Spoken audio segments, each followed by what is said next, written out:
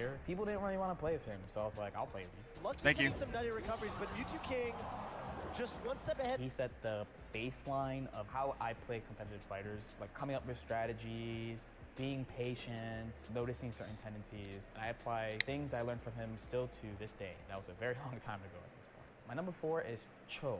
He's a top player in many games, like Dragon Ball FighterZ, Guilty Gear. He's a Persona Evo champion. He is the Japanese Blaze Blue, I believe, Containment Shift 1 national champion with his teammate Tsuchikawa. This player has influenced me very greatly. He switched from New 13 in BBCT to my main Lychee in BBCS 1. I believe I leveled up so much because of him and studying his matches. We're not 4 miles back. Here come the buckets. Whoa. Buckets mixes them up. This is dangerous. Ooh. He's got it. Just do it. 晚上好，晚上好。 And one thing he did that was really, really cool at the time, because information was not shared so readily, was that on the Japanese forums, he would actually have threads of just like, yeah, just ask me anything, I'll just answer your questions. And I learned so much about this player's mentality, how he builds strategy, tactics, getting ready for tournaments, all sorts of things from this player. Not only that, but if I had actually listened to this person, I would be one of the best Marvel's Capcom 3 players of all time, because he told me to play Morgan Doom. 今天头有点痛啊， Actually listen to him. Ask someone 等一 else 下可能要早点睡觉了。 that team is kind of capped. Maybe you should play Sea Viper. So you could tell his third eye is open. Like he knows. He's truly a fighting Invo. I don't think people talk about him enough. He's in that category of Japanese player that like just is really, really good and people just don't know, despite being an Evo champion in Persona.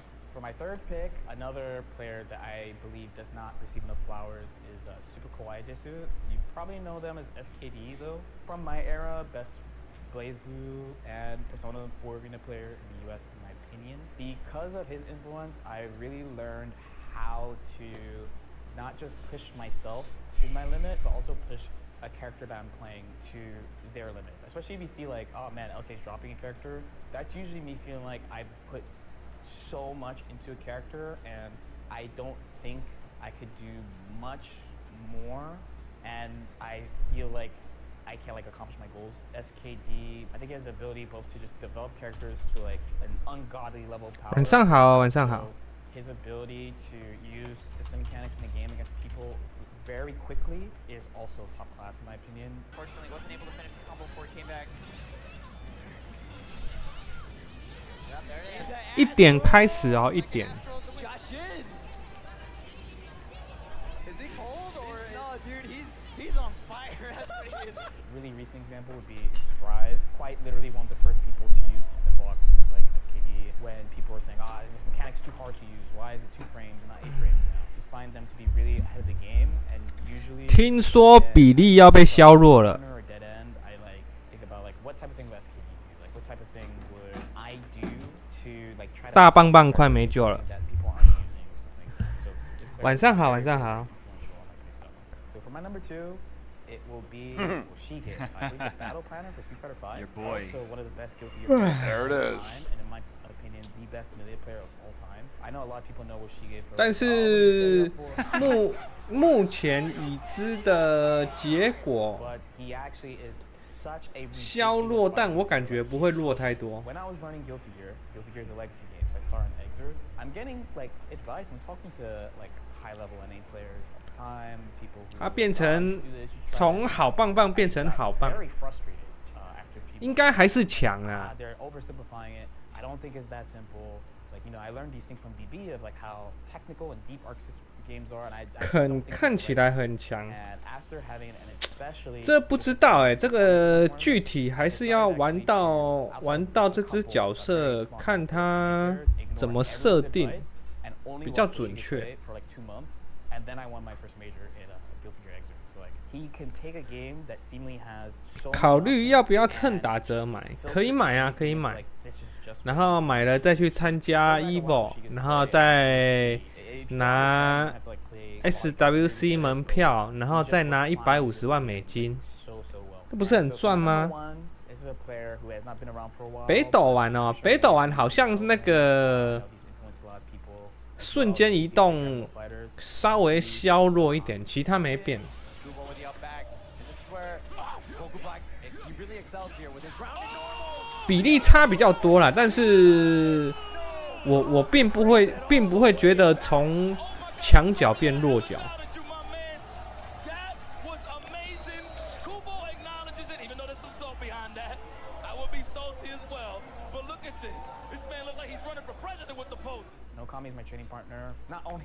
就可能从顶尖中的顶尖变成顶尖，还是强啊。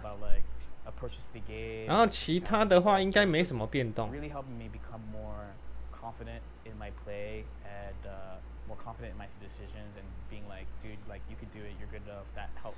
参加 Evo 只会去那里看漂亮女生 cosplay。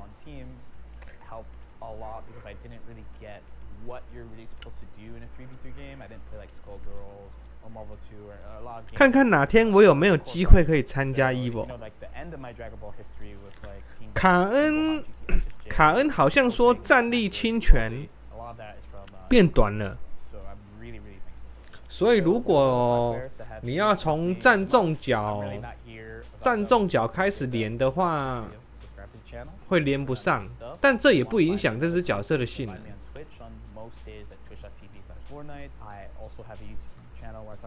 因为它的性能并不是在那个侵权太远，而是它那个球，它的那个炸弹太厉害了。那个才是卡恩最大的问题。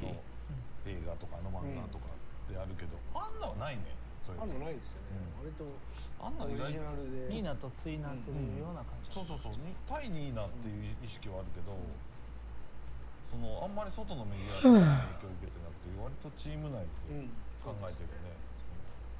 でもあれなのかな、妹の典型的なトークルもあったりするので、妹っていう存在。妹ってキーワードは確かにずっとある。对啊，那个炸弹太强了啊。チーム内に結構アンナ擁護派が、最近どうかわかんないけど、昔は結構多くて。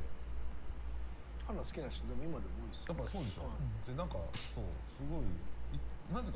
然后还有他的那个啊，球的绝招啊，那个也太强了。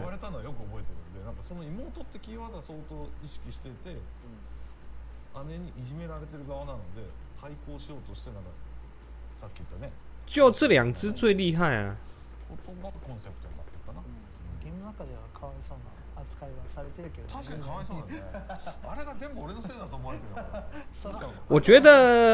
我觉得应该是他的那个引爆的那个可能要做出一些改变，比如说时间不同，或者是爆了之后连段强制断掉，我觉得这比较合理。不然你一个普通头抓了之后就直接炸弹丢在你的脸上，然后连段打完你强制倒地，然后2个炸弹在你的脸上，那根本没办法动啊。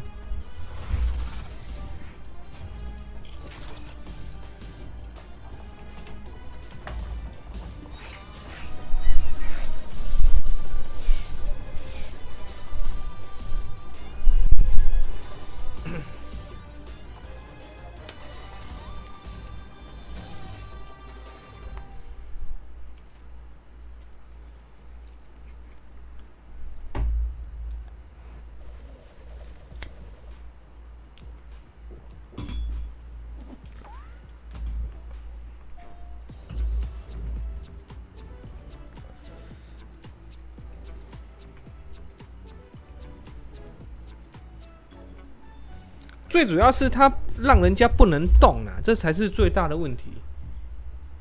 你看，还记不记得这游戏刚出来的时候，我不是有排了一个表吗？我把卡恩跟那个比利放在最上面，然后就是放在 SS 的地方。然后北斗丸跟双叶影放在他们2个之下，你看当时有多少人不信，在那边双叶影太强，全世界都双叶影。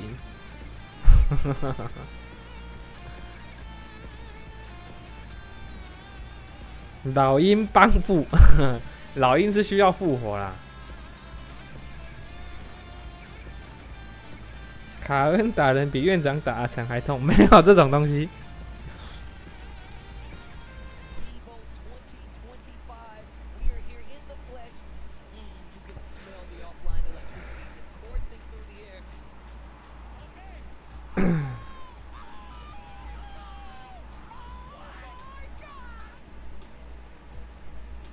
我看一下啊、我看一下。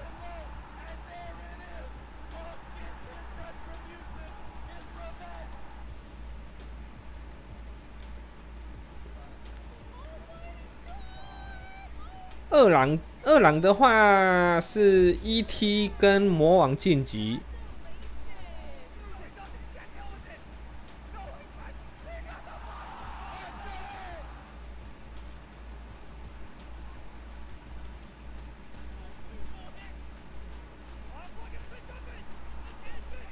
然后小。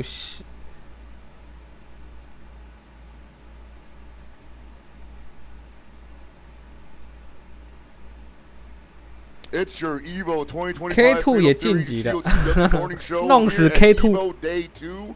It is time to pare down the best of the best, even further than we did previously. The pools are done, I believe. We've got some repeats showing up, and if you were here for day 1, you know it's only going to get way more intense. Yeah, man. Day 1 was a bit of a slog. There were so many players that we had to pare down to get to where we're at right now. We got, what, like 4 people? No, 3 people per pool made it out. And we are starting wave 2 of pools right now. Yeah, man. Like, I actually caught some of those later pools during one of our awful periods, and just like people are.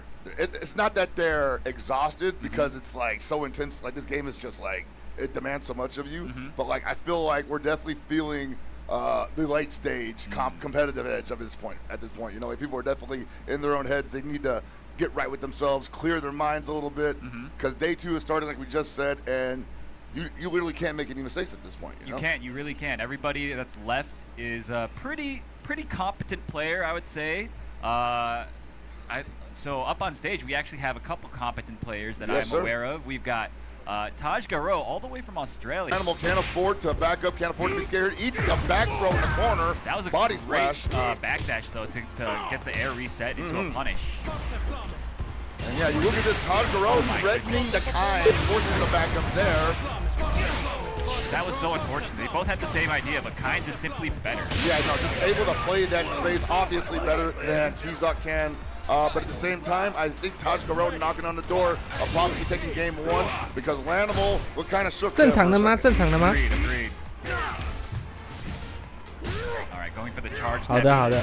Nice. He finds a big jump in the cross-up body splash. All right, man. Taj Garo firmly in control here. I'm liking what I'm seeing. That's a nice guard cancel from Lanimal. Absolutely necessary there. This is gonna hurt. He doesn't have a bar though, so that's not going to do as much damage as it possibly could. And he's gonna eat the wake up Lanze. Lanimal's looking desperate here. A little bit, yeah. Okay, finds the throw, knocks him out of SPG. Doesn't have to worry about red flow anymore. And he just gets to look at this. He's just doing 3 throws. 画面有鸟人。 Gotta be careful, man. Taj Garo's almost got a bar. That reversal super's coming. Don't. Oh, that could have been. Okay, that may not matter. 鸟人就是强啊。 Lanimal did the rev charging attack there. Yeah, the Rev Panzer has the most amount of range, and I think he just wanted to do the skip neutral there, but just not enough. Yeah, I mean, that's the second time that the whip Panzer ended up costing him a lot there. So he needs to adjust his spacings a bit, I think.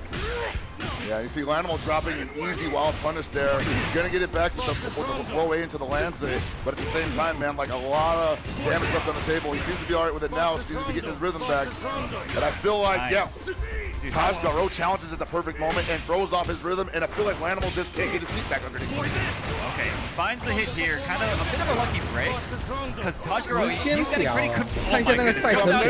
he's getting really creative with his defensive options. He seems to know this matchup very, very well. And of course, I mean, you can't blame Lanimal for not being that well versed in the T-Zoc matchup, because how many T-Zocs really are there? Exactly, but again, the T-Zocs that are out there have to play this matchup. They have to learn how to beat this character. Exactly. I said there's one way out of it. I'm talking about victory, but there's definitely two victory. There's two ways out of it. You just get bodied, right? And at a certain point, you have to either switch the character or figure out a way around it. And Lanimal is playing kind as you would expect a kind to be played, but T-Zoc, as he just showed us, won't let him get away with some of that up-close pressure. Yeah, you see, he really is just fishing for that one hit. That's all he needs. It doesn't matter if he takes all these fireballs. If he can find the one good hit, he can get the offense going. No hyper defense there. Eats the low dodge. Animal has a big chance to close it out here. 老板的队名叫什么 ？F 什么什么 P 呢 ？Another tech gets him killed. Oh no! Okay. 最近到处漏水，最近台湾到处淹水。这几天那个雨下太大了。And T-Zoc, a big body, can't just move around any way he wants to. Perfect response from Lanimal there. Very nicely done. Tajiro getting put into the corner, has to hold these mix-ups. Layered mix-ups. Oh, went for the conversion. That was pay dirt right there for Lanimal. It's unfortunate that he dropped it. Gonna get the super and the pickup, and I think, no, just a bit outside for that Pioneer. Gets it back anyway. Finishes off with为什么收不到 Yeah, well played from Lanimal. Tajiro, a bit of a wry smile. I think Tajiro feeling fairly comfortable, and Lanimal's confidence is also rising here. 我收不到， Yeah, 收不 Tajiro 到 definitely 1P feeling 的 like 那 he 个。 has a read on Lanimal's habits. Oh, very nice punish. He said, "You're not gonna skip neutral me? You gotta do the Panzer or the Lanze afterwards." Exactly, yeah. Get punished very hard for the greed. Okay, the footsies. Nice match from Lanimal.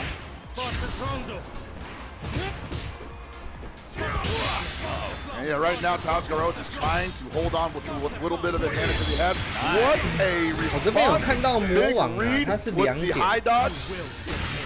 Alright, wakes up with the super. Doesn't want to hold that charge heavy. Oh Okay. my! 啊，找到了，我找到那个 ET 的 Getting 名 a 字。 little antsy with the beak, I think. Oh, and that'll do it for 他 the 大概 round. 要 Lanimal 4 now 点 on set point. Yeah, 大概 I think he was 4 点 just 那 like, 边 hey, 打 he's gonna throw to mid eventually, and I'm gonna beat it. But Lanimal, great patience, not to take the bait. Yeah, indeed. Finds a big knockdown here. Gonna push him into the orb. And, oh my goodness. Tajiro thought it 上 was 次 his turn EWC 之后 erroneously. 不太敢， Gonna have a lot of trouble getting that back right now. 不 because 太 Lanimal seems to be 敢 firing all 看 cylinders. 通宵。 Not letting up on the gas brake, and that's gonna be a big damage combo. I think that's gonna be in a root. And that'll do it. Lanimal 这几天 advancing over Tajiro. Another 这 perfect 几 to 天可 seal 能 the 也没 deal. 睡 And that 好， was, 头 you 好 know, 痛哦。 Kind's a pretty good character. You know, you get to just you get to play your game plan once you get comfortable. And Lanimal, it felt like it took him like a game or two, but he really found his rhythm. And you know, we're seeing the results of it. Yeah, you know, like you obviously know what a T-Zoc has to do to escape a scenario like that, and it's very intricate, it's very difficult, Yeah. but it's absolutely necessary. Yeah. And Tajiro, when he wasn't in that scenario, very adept at making Lanimal's kind very uncomfortable, Yeah. making Lanimal second guess his defense, his offense, but he just couldn't keep that up. He couldn't keep up that pace, it seems like, because it was already a lot to ask of the T-Zoc. Yeah, it was. I mean, Lanimal was very successful at creating space, disengaging, and engaging on his own terms. 天花板 throwing out the fireballs, pestering him, Yes, and then yes. Whenever he felt like it, 天 he 花 would 板 just, 漏 you 水 know, 很麻烦哎。 charge elbow in, right? And then Yeah. that was the party starter. And I don't know if Tajiro was spacing 你 that 楼 out 上还有 correctly, 住人 because 吗？ it 还 seemed 是你 like 就是 whenever 最高的 Lanimal 那 was 那一 whipping 层 it, 呢？ It was in a scenario where Tajiro was cornered already, so he definitely wasn't. 还是你 moving 是 back 住 anymore. 透天 It's 就 I 整 think 栋？ Lanimal was just misjudging his distance. Now on Tajiro's side, Yeah. excellent response to just with punish that, with Justice Hurricane, with the big fall. So definitely expecting big things from him later on this weekend. Agreed. Okay, so we've got a player you might be familiar with, Skunshin, from Yes, NorCal, right? Yes. Have played Skunshin in a number of games over the years. So very happy to see that they're involved with COTW, and I don't think I've actually seen them compete in COTW yet. So this is the first for me, despite him being from my backyard. 最近 Skunshin, of 最 course, 近台湾 playing 这里 against 的那个 Kubo 下 from 雨 Japan. 下雨下的真的太夸张了。 Is it that Kubo? you don't know. Bro, I don't want to look stupid. Like, hey. I don't want to look stupid. I think it is, it bro. Very well I think it is. Yeah, dude. Now everybody knows this dude is a ferocious. 真的是下到非常夸张，而且一连下好几 And I 天。 have not seen him mess with COTW yet. This is going to be special. Oh yeah. Skunshin, he was doing pretty well yesterday. I was commentating his match. I forget if it was with you or if it was with Abe, but you know, I was pretty impressed. He was playing good. I think he was playing Gato, if I recall correctly. Of course. Kubo, I'm actually not sure who he plays. I'm gonna say Kine. Yeah, kind of seems That's like just a safe bet. Yeah. Yeah. I mean, like from what I've seen from Kubo, he likes to overwhelm his enemies pretty quickly. So Kine is definitely on that register.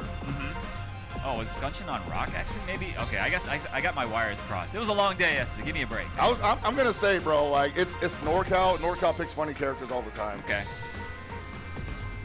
Remember, we're the land of detention Hans in season okay, 1. okay. That character was kind of okay though, wasn't he? In season 1. He was. He was very good. 这些人都有穿战队的服装哎。Oh, I think he's rolling with the Hokutomaru there. Okay. Hokutomaru versus Rock Howard. Also another character capable of overwhelming the opponent pretty quickly, but also able to make them second guess pretty much everything. Everything, yeah, because his movement is so tricky. He's got so many ways to alter his trajectories. And on top of all that, he just has like a good suite of normals. He has nice specials, right? He's the whole package. Yeah, they toned him down in that patch where they eliminated the double jump trajectory. They added the counter hidden double jump. They also normalized a couple other things on him because he was breaking the rules. Yeah, he was. I mean, he still is, though. He still is, yeah. They don't, there's some of the things you might have to harden her a bit. Yeah. All right, good challenge from Kubo. Nice air-to-air from Skunshin. Good awareness. Wherewithal. Yeah, some people were asking me, like, hey, where do you think Rock sits in all this? And that's, Rock is a fairly solid character. He's got some of the best buttons in the game as well. I think that the one thing that really is his this offense is unstable. Yeah, agreed. You do eventually have to make good reads on when to throw out the command grab, right? But it is a really powerful tool if you can get people conditioned to stand still. Yeah, he has to condition you because we see it all the time from Shadow X, right? Exactly. You know, once they become a statue, he's grabbing them ankles. Hell yeah. But Kubo, a bit of a rally after the anti-rev blow. All right. Kubo, like you said, Kubo turning around in the blink of an eye. Keeping it nice and simple from the neutral position. Finding the big hit, the launcher into the hard knockdown onto the super. All right, now Skunshin has 2 bars and a DP. He has a number of responses. He goes for the low A. I think that's actually one of the best low A's in the game, just like it was in KOF 15. Yeah, it's pretty good. Nice. And a huge jump over the Shuriken toss. This should get him out of SPG. It does indeed. Yeah, that close B also very scary. It sets up a lot of frame traps for him. And you see that Kubo was actually going for the rev guard there because if he doesn't do that, that puts Rock in range for the 2C. Skunshin playing really good. 哦，如果刚好是过节就没办法。 Huge punish though. He could have done so much more damage. Yes, and Kubo holding steady, but at the same time, Skunshin not really 瞬间移动 advantage 啊，还 of 没 the 瞬间移动。 cooldown break. There is a throw option there that not a lot of Hokutomaru's are ready to tech. 哎，他都不瞬 Can't 间移 walk 动。 after that, can't JD after the paint, so that was the perfect 腰 snipe 上 for 绑 Rock. 绳子，自己爬上去补。你什么都会。 Yeah, That's right. Skunshin's playing this matchup really well. Yeah, not being too aggressive here, and it's really easy to get overly aggressive with Rock because his toolkit pretty much got the 而且这康特漂亮。 With punishing the down A mash from Kubo, chasing down the roll. Good tech though from Kubo. Now Kubo back to trying to run away. Great landing. 啊，这个绕背绕得很好。 These guys are getting started early in the morning. I haven't had my coffee yet. Oh my lord! From that distance, too well judged. Oh, there it is! Caught him There it jump. The is! timing catches him. Yo, Skunshin taking a game on Kubo.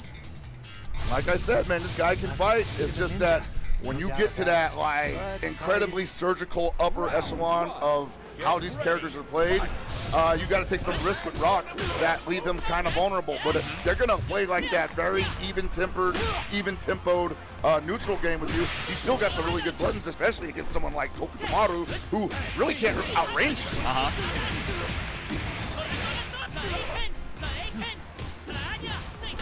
Nice challenge from Scunch. Yo, he's like so ready for everything, man. Yeah, man. He says that's not a true string, and I'm definitely hitting the button here. Nice, but could not capitalize because of the shootikins. Still got SPG, so Rev is in play for both of those guys. Yeah, you see Kubo just trying to just make this one nice and slow because I think he got a little ahead of himself in the previous game, and it played out to his detriment. Ooh, that could have been real bad if he went for the CDP break. I think, oh my gosh, yo, I like the decision making though from Scunchin to play, not overcommit. He knows that these jump arcs can be very misleading. But still, Kubo 那个是可以上锁的吗？ had a lot of control in that round, and he does end up taking it. I'm going to say right now, Kubo has showed him the cross-up air feint several times now, and Scunchin just gets wrong on it. Eventually, he's going to do CDP break and probably get a counter hit on top of that. Yeah, maybe he's for later round, right? Possibly, yeah. Just a regular DP right there, just making sure that he knows that he's good. He only has one more chance to try it now, and I think Kubo is probably going to give up on that approach. He's going to go for the throw and make it real simple here. That was an auto combo too, and I think that... Yeah, because he remembered that when he was doing the overhead, he got challenged last time, exactly, right? But stopping it that early makes him like super punishable, and Scunchin just not ready with the button there. Right, right.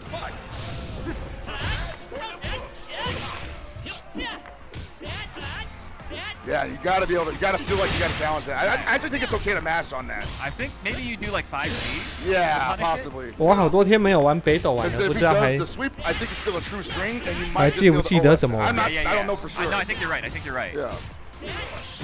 Yeah, you see, he's going for the 5B, but it doesn't seem like it's good enough. Maybe 5C. It might be a little bit too slow. Possibly, yeah, possibly. And I'm not sure who's got the longer 2B, Hookamaru or Rock. I suspect it's Hookamaru. I think so too, because it's like, it leading to the stand B, pushing him forward.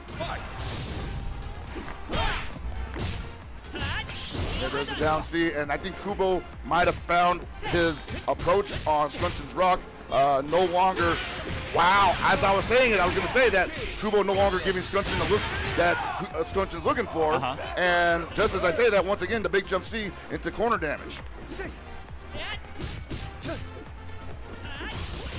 Okay. All right, no counter hit, luckily for Scunchin there, but Kubo on the attack once again.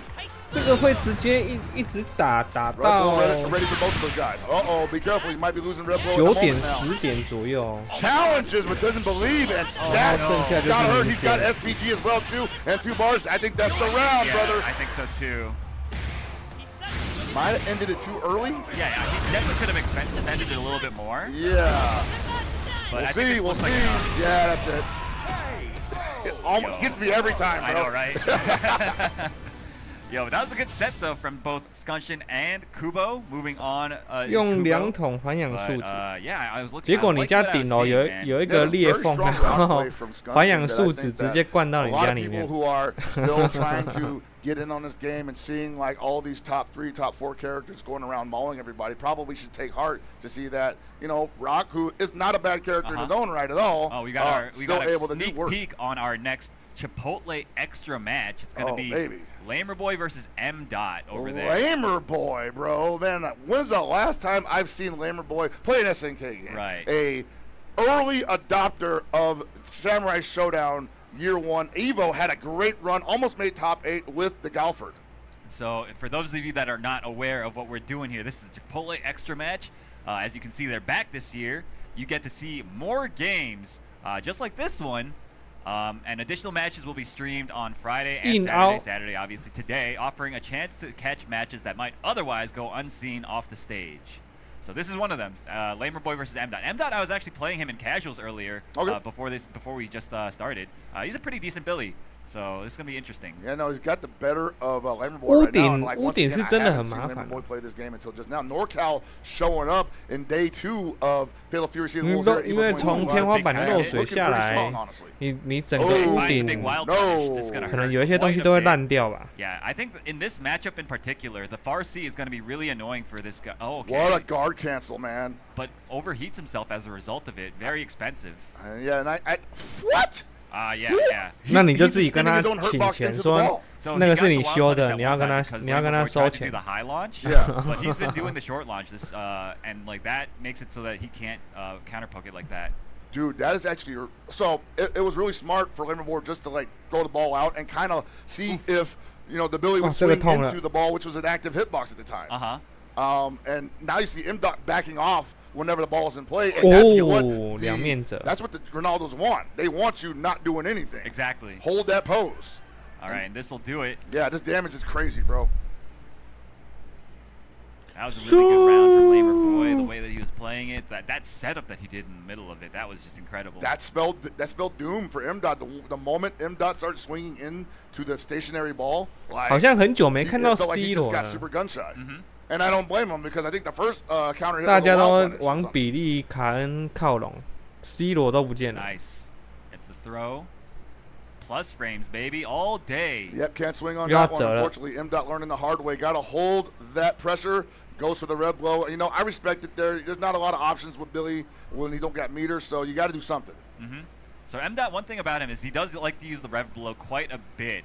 So we're probably going to see a lot of that. Let's see if Lammerboy is ready for it. This time he's not. 啊， Counter 这个 hit 痛 too, so 了 that's going to be full damage on the restand. 啊！他没带， Yo, auto combo? Okay. 失误吗？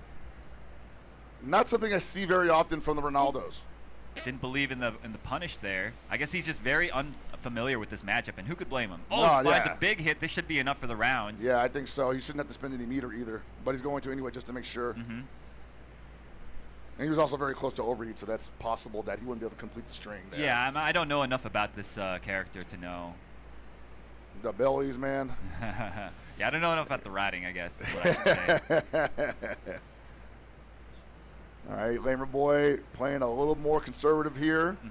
Probably looking for another big look to 你要跟他请钱啊，说你要请工钱。 Strike fear in his heart. Nice air to air from M. That's another M. classic. Oh, the fake low A looking for the throw. Yeah, man, you see like Lammerboy right now willing to play that distance game against one of the best distance games. 哎呀，这个没 but 把握 can't 好。 play that range on 比 ironically. 利乱按，一直乱按。 Okay, finds the overhead. How the heck, man? You know what I'm saying? Okay, blocks the low. Very Woo! but now he's in overheat. M. is in a world of hurt, and yeah, this will do it. Blocked it though, man. That's going to be round for round, and we're going to game point for Lammerboy. And this is losers action, actually. I was talking to 对啊， M. 你涂那个环氧树脂 He said a Marco player that was pretty good, and I have a feeling 真的是临时的，那撑不 I think 久 it 啊 might have。been my boy, Yeah. but I didn't want to. 因为那个太阳晒一晒，它就会 We'll 退 see, 掉 man. 了。 Like, if it's who we're thinking it is, man, that guy is definitely feeling poised. 它还是会逐渐的劣化。 Man, look at that damage, dude. For very low resources at top of that. Yeah, this is tough for yeah, Billy, the plus man. frames. I like that he's starting to use the rev guard a little bit to push, because you really need to push Ronaldo out. Not going to matter in the end, yeah. though. And I got to give a solemn NorCal to the homie Lammerboy for pulling it out.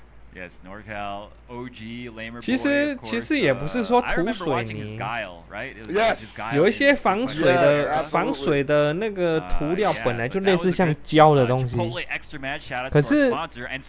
可是你用环氧树脂，它晒一晒，它还是会那个啊。 A block of advertisements to play on the half hour every half hour. 它还是会退 This is 化， my absolute favorite. 还是会 Hopefully 剥 it's you 落。 guys too. Watch these ads. Don't go anywhere. We'll be right back with some more City of the Wolves right 英 after 国 this. 不太出太阳哦，不太出太阳应该就还好，可以撑得稍微久一点。 Sour cream inside the vinaigrette. Two tortillas, if you know, you know. Lettuce, cheese, Yes. 你现在还在英国吗？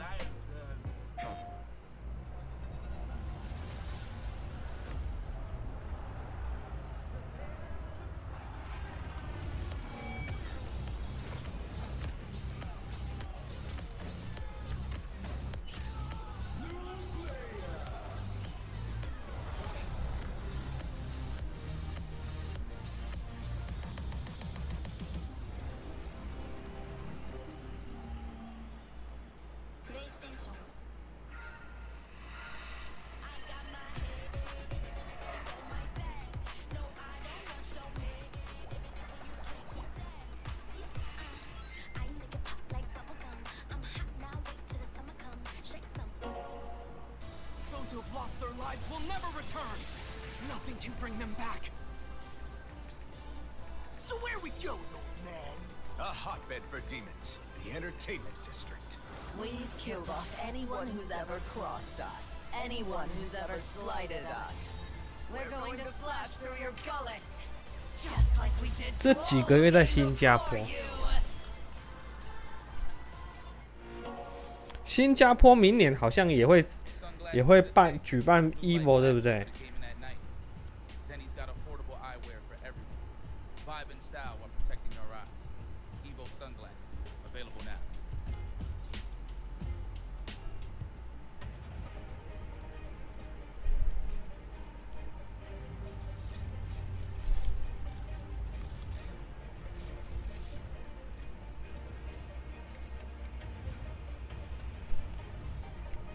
明年去美国，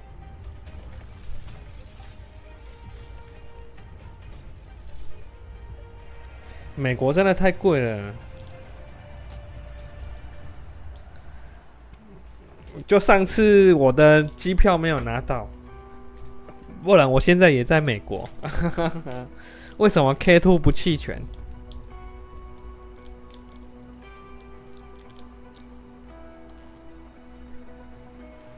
他要是上次弃权说他不去了，我就可以去了。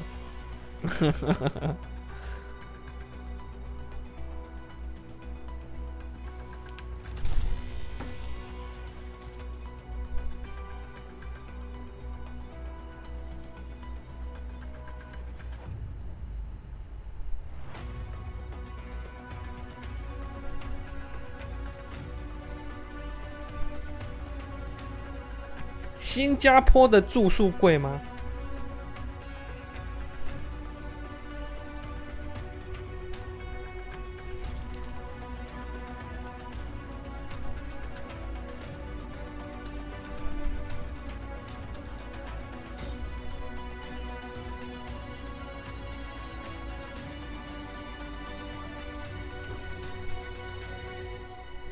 如果不太贵的话，可能可以考虑去比看看。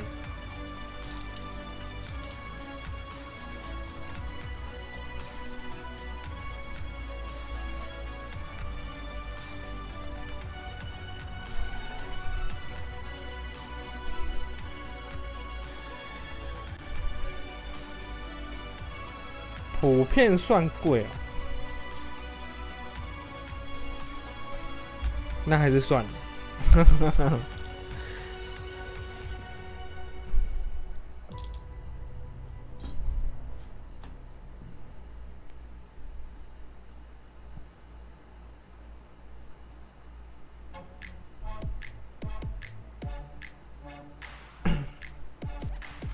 还是多打，等哪天看有没有人要 sponsor， 有没有战队要找我？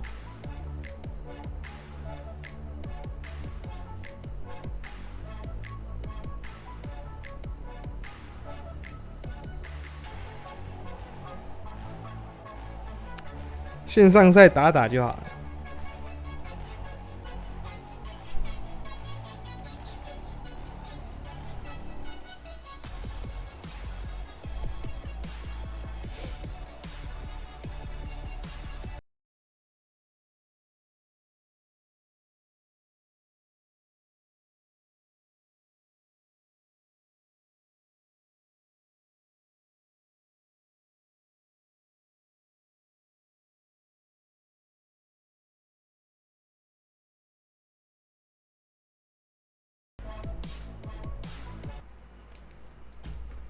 And welcome back, everyone. Hope you guys enjoyed those ads. I know I certainly did.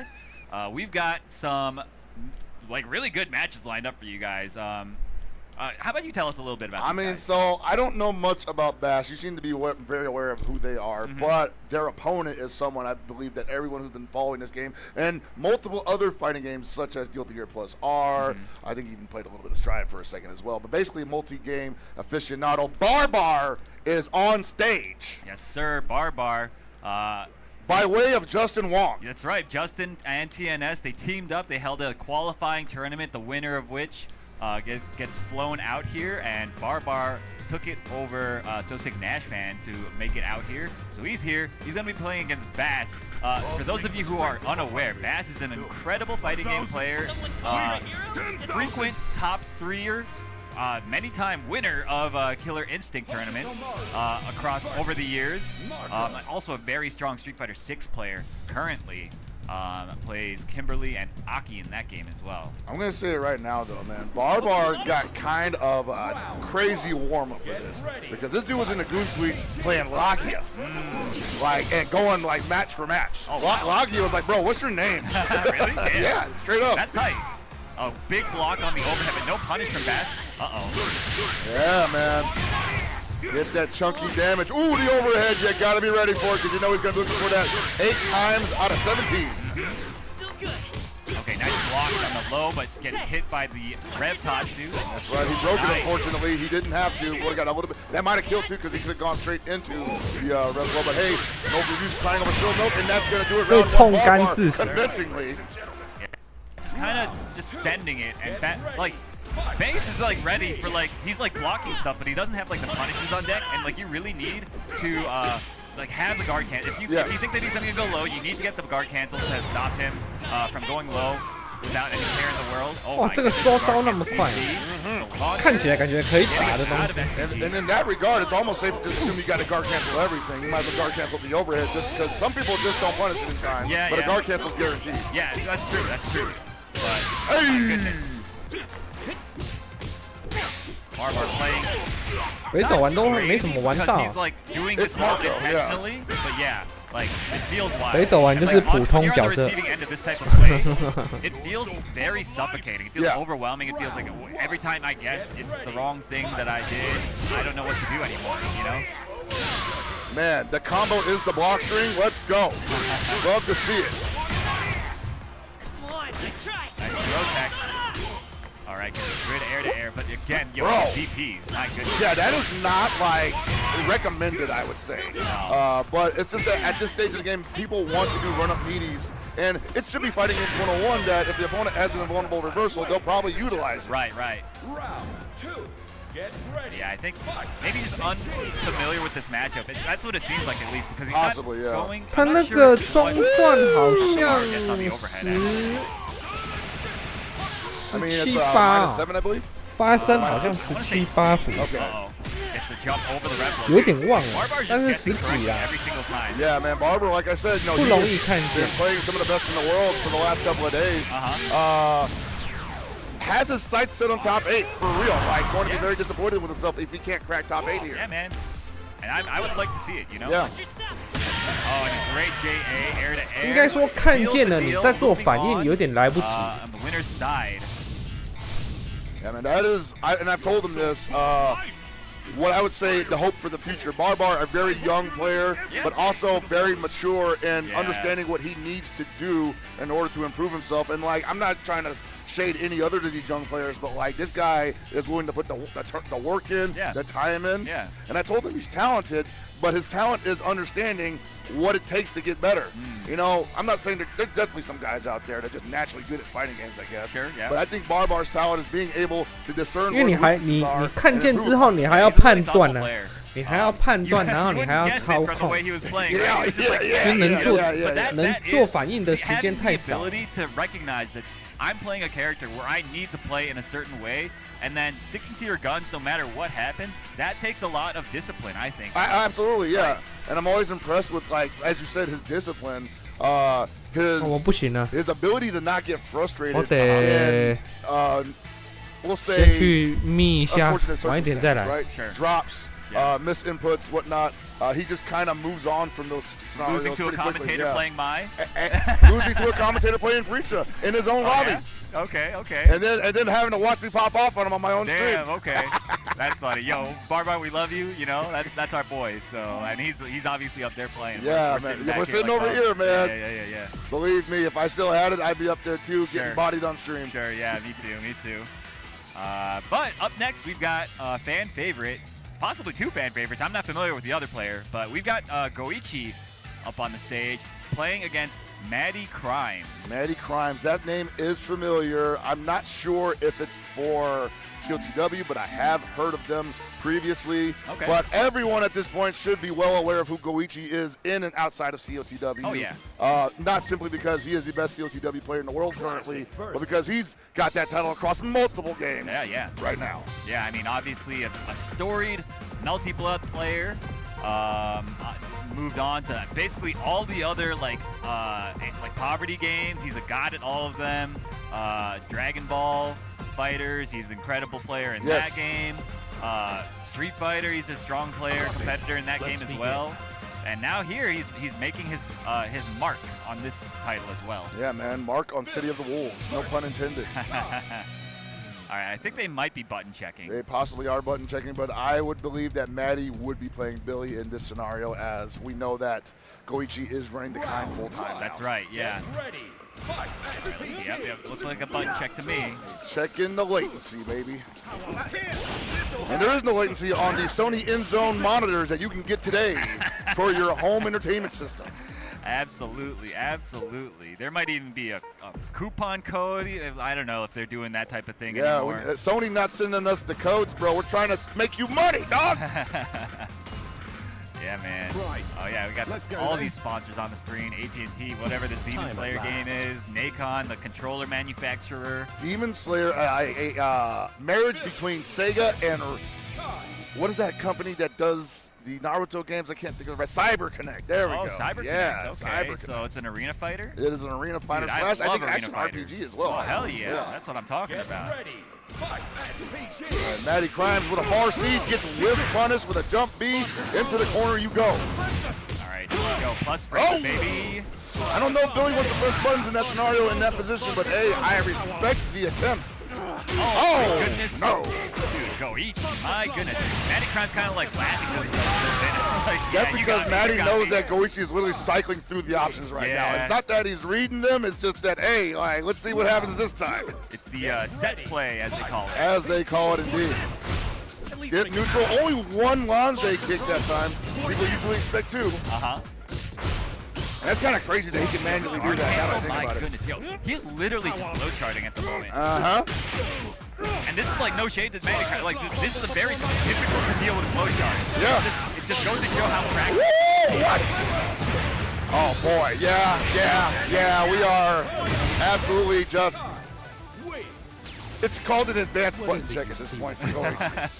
Goichi, this guy is a machine. Like, obviously, this guy has been grinding this game professionally. This is his job. He is grinding this game day in and day out. He's making mad bread off of this game. My man's got the laundry box over the stick, man. Yes, That's how you know he's serious. We all thought Shanghai was going to be the only one from that region that employed the tech. He's like, no, man, that's actually pretty smart. Oh, yeah, no, a lot These of Americans. Yeah. These Americans be looking at my butt. But I don't think Maddie Crimes be doing that stuff. Maddie Crimes looks like really honorable, you know? Maddie Crimes is not the, we'll say, persuasion of American players that tend to do that, as we know, classically. No, yeah, of course. Yes, no K1 13 players here. Oh, yeah. Persuasion, I like that. Yes. Of course, talking about the 2010 to 2013 K1 13 players from SoCal and South and Mexico as well. Oh, yeah. Definitely making that style of play popular. Definitely. Dude, like everything Goichi is trying is working out for him. Oh my goodness, he's finally got a little bit of damage there. Dog, like what? Well, they had to do something, right? Obviously, blocking wasn't working. Absolutely, I totally understand Maddie Crimes. Like this guy Goichi is just too good, man. Like what are you gonna do? I gotta say, Maddie should feel great that they got the experience. The unfortunate thing here is that there's no replay takeover in real life. Yes, indeed. Yo, that was great. This man Goichi is on a mission. Another dog. I actually think that as one-sided as that match was, this is definitely something that a lot of the smarter minds in CLTW should record and go over piece by piece because I'm sure everyone either that's already in the game but still brand new or the people that are just thinking about it are going to want to know, what the hell do I do against that? Agreed.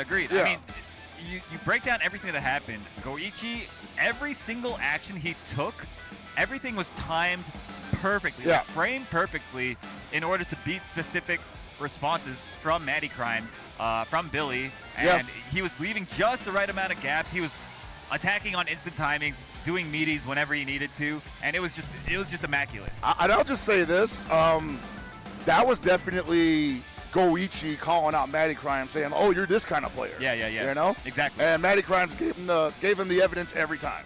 So I mean, that happens. It does, you know, and it's weird. Like fighting games are like that, right? Yeah. Like sometimes the way you play it gives all the data your opponent needs on you, right? Yeah. Are you a masher or are you hesitant? You can kind of tell just from looking how somebody moves around. Totally. Yeah. You back up at round start as Billy. You open up with Farsi. Sure. That's all I need to know. Yeah, exactly, You know? exactly. I mean, that's a big tell right off the bat.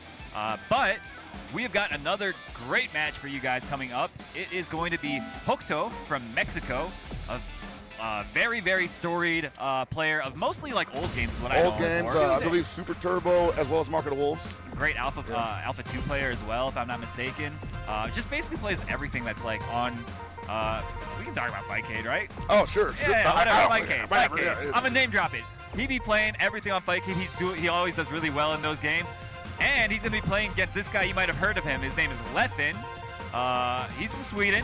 He's pretty good at this game called Super Smash Brothers Melee and Super Smash Brothers, I believe it was Ultimate. I don't know, man, because like I know that a lot of those games in between iterations of the community changed a lot. So Melee was like the last one that I really kind of knew names about. And he was obviously at the top of the list every time. Yeah, man. The guy, he's an incredible player. Obviously, an Evo champion in Guilty Gear Strive as well. Also, want to point out it's totally hilarious that he's up right after Goichi. True. You know, for me, that is so funny. Somebody call Yipes over here. Yeah, he's trying his hand out in COTW and has been branching out to other fighting games quite a bit in the last couple of years. You know, obviously the first big one being Dragon Ball FighterZ, and then from then to Strive. I think he's spent a little bit of time with Street Fighter 5 and 6 maybe. Tried out 15 for like maybe a couple weeks, but seems to be really finding a home in COTW. Yeah, he seems to like the game enough to grind it very seriously, right? Hey, man, that's all I ask. Yeah, definitely. And like watching him play, he's certainly one of the standouts from the European region. And I'm interested in seeing how he stacks up against Hokuto. Hokuto for a while. Oh, he's still on the box. That's really nice to see. Vox, despite the numbers, because they are numbers tied to character usage, I think they betray how versatile the character is. Obviously not as good as he was in the pre-release era of the game. Sure. But that also has a lot to do with the fact that most of these characters weren't available at the time. Yeah. Oh, that's a heavy commit. All right, but gets knocked down. What we got here. Yeah. Throw. And a lot of big guesses on Hokuto's part right here, and Leffen not really getting as much as he could get and not knocking down as well. Nice pressure, goes for the auto combo into overhead string. Oh, that was beautiful. What a read, yeah. Oh my God, Leffen eating a meaty close D there, and that's going to be a ton of damage here for Hokuto, and he's not going to let up just yet. That's right. Beautifully done. That was a great round from Hokuto. At first, I mean, he was in the corner, he was on defense, but then he made one good defensive decision to do the dash up back throw, and that was all it took. Bro, you see that Farsi at round start just stuffing whatever Leffen was looking for there? He has to fight out of the corner now because Hokuto's swinging wild. Oh my God, again with an errant DP, and Hokuto might be in the corner with a lot of damage to his name. Hold the rondo pressure, he says. Another DP, does not want to block. Hokuto kind of smiled to himself. I'm watching the player cams. He like smiled, he like nodded his head. He was like, yeah, you got me, you got me. Okay. You're a cautious man, huh, Leffen? That's all I need to know. Might see some wake up command grab. That's what I'm stuff, right? Yeah, because there's a gap there. Sure, yeah. Nice! This man did play Mark of the Wolves. He was quite good at it too. He played great in that game. Grant and Vox, of course, similar in many regards, but also quite different. You will. Not dead yet, but hard knock down the corner is never a nice place to be for anybody. And that rev gauge is getting attacked. That'll do it. Nice conversion from Leffen. Hokuto didn't play too bad. Not at all, in fact. Come now. Yeah, all things considered, Hokuto, I want to say, in spite of the I'll say measuring DPs on wake up that he did. I think he was measuring Yeah. Levin's approach. Yeah, trying to with feel him those. out. Yeah. Obviously, it's a big bet to go for the DPs just to feel someone out, but sometimes you have to, especially at this level of play. Like, both players know all the different options that are available to them in these different situations, and they know, like, DP is kind of a crazy option, right? It is. That's why you have to go for it sometimes. But it's also a great game one data gatherer. Yeah. Plus, it like conditions them as well. Yeah, because you're seeing now, like, Levin's probably going to expect that when he sets up Rondo and he gets up close, he should at least block because maybe the DP's coming, maybe it's not, but it's safer to block. And that's when Hokuto, like you said earlier, might reach with the command grab. Exactly, yeah. Nice down C from Levin, getting the wild punish. That button is pretty good. Whoa! Yo, that was lit. Okay. He could actually kill him. Yeah, he could have. I don't think he thought he was going to get a wild punish off of that. I don't think so either. Oh my goodness. Okay, he has to block this. He has to block this. Never mind. He doesn't need to block anything. What am I talking about? This man. And spins meter on it when he had been DPing everything. That's up to true. that point. Yeah. I guess it's breakable, right? Well, level only two level 2 is breakable, yeah. Uh-oh, got hit by the follow-up. Okay, the DP lands this time. Yeah, you gotta feel like you gotta imagine Levin feels like, man, I finally got hit by a wake up DP. Yo, the wild punish on the jab match. Yeah, that bar D is crazy. Big drop, gets the meaty anyway, finds a lot of damage. He has 2 bars to spend here. I wonder how many he spends. Not an SPG, so we have to go for the red line here. That's not going to do it, but hey, man, we'll take the damage regardless. Be careful. Levin has 2 bars. You do not want to overcommit. Goes for the overhead on the auto combo string. Levin was holding charge, and that's why I guess he wasn't ready to block it. Yeah, I mean, he was also holding rev guard, and you actually can't push back on auto guard that well because of rev guard, because it's always moving you forward. Yeah. That's right.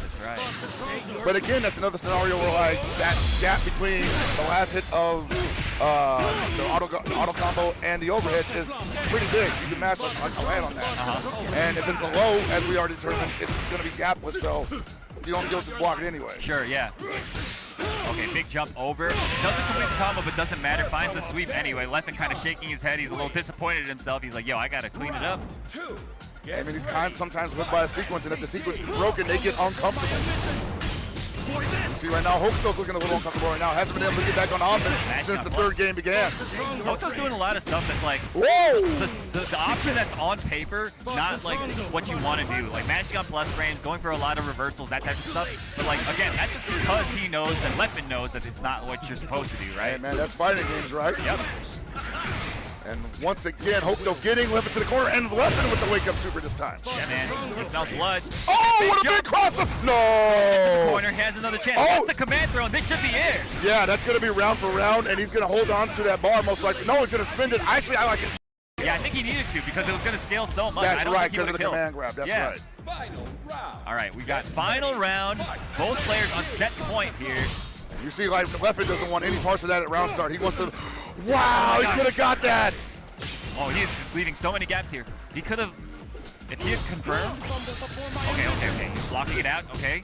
And I think he's taking advantage of the. Oh! Big counter hit, pops him up, and he's got the juggle into the corner. And you can tell right now Levin's not comfortable. Maybe it's the matchup knowledge. Maybe he just doesn't really like this matchup for kind. I'm not sure what's happening, but he's eating so much, and that's gonna be it. Hokuto advancing over Levin in what I would consider an upset. Yeah, absolutely. I mean, Levin has been traveling so much. He's been putting up great results everywhere that he goes. Hokuto, obviously, we know he's a really strong, talented player. Yeah. But like, he hasn't been traveling as much, right? No, I've only seen him at a couple events and mostly online. Yeah. But And- like, he played really well. The box, though? Like, box. just putting on the box clinic, and like I said, the numbers betray the character of the character. There is still much to be discovered within the confines of box. I want to say Reaper. I almost said Machina. But no, man, amazing play from Hokuto there. And you saw just like Levin, amazing play as well, but trying to just get back in control of the match. And Hokuto said, nah, it's already over, brother. Yeah, Levin, it looked like he was a little gun shy. He was letting Hokuto steal a lot of turns at the end there. Yeah, man.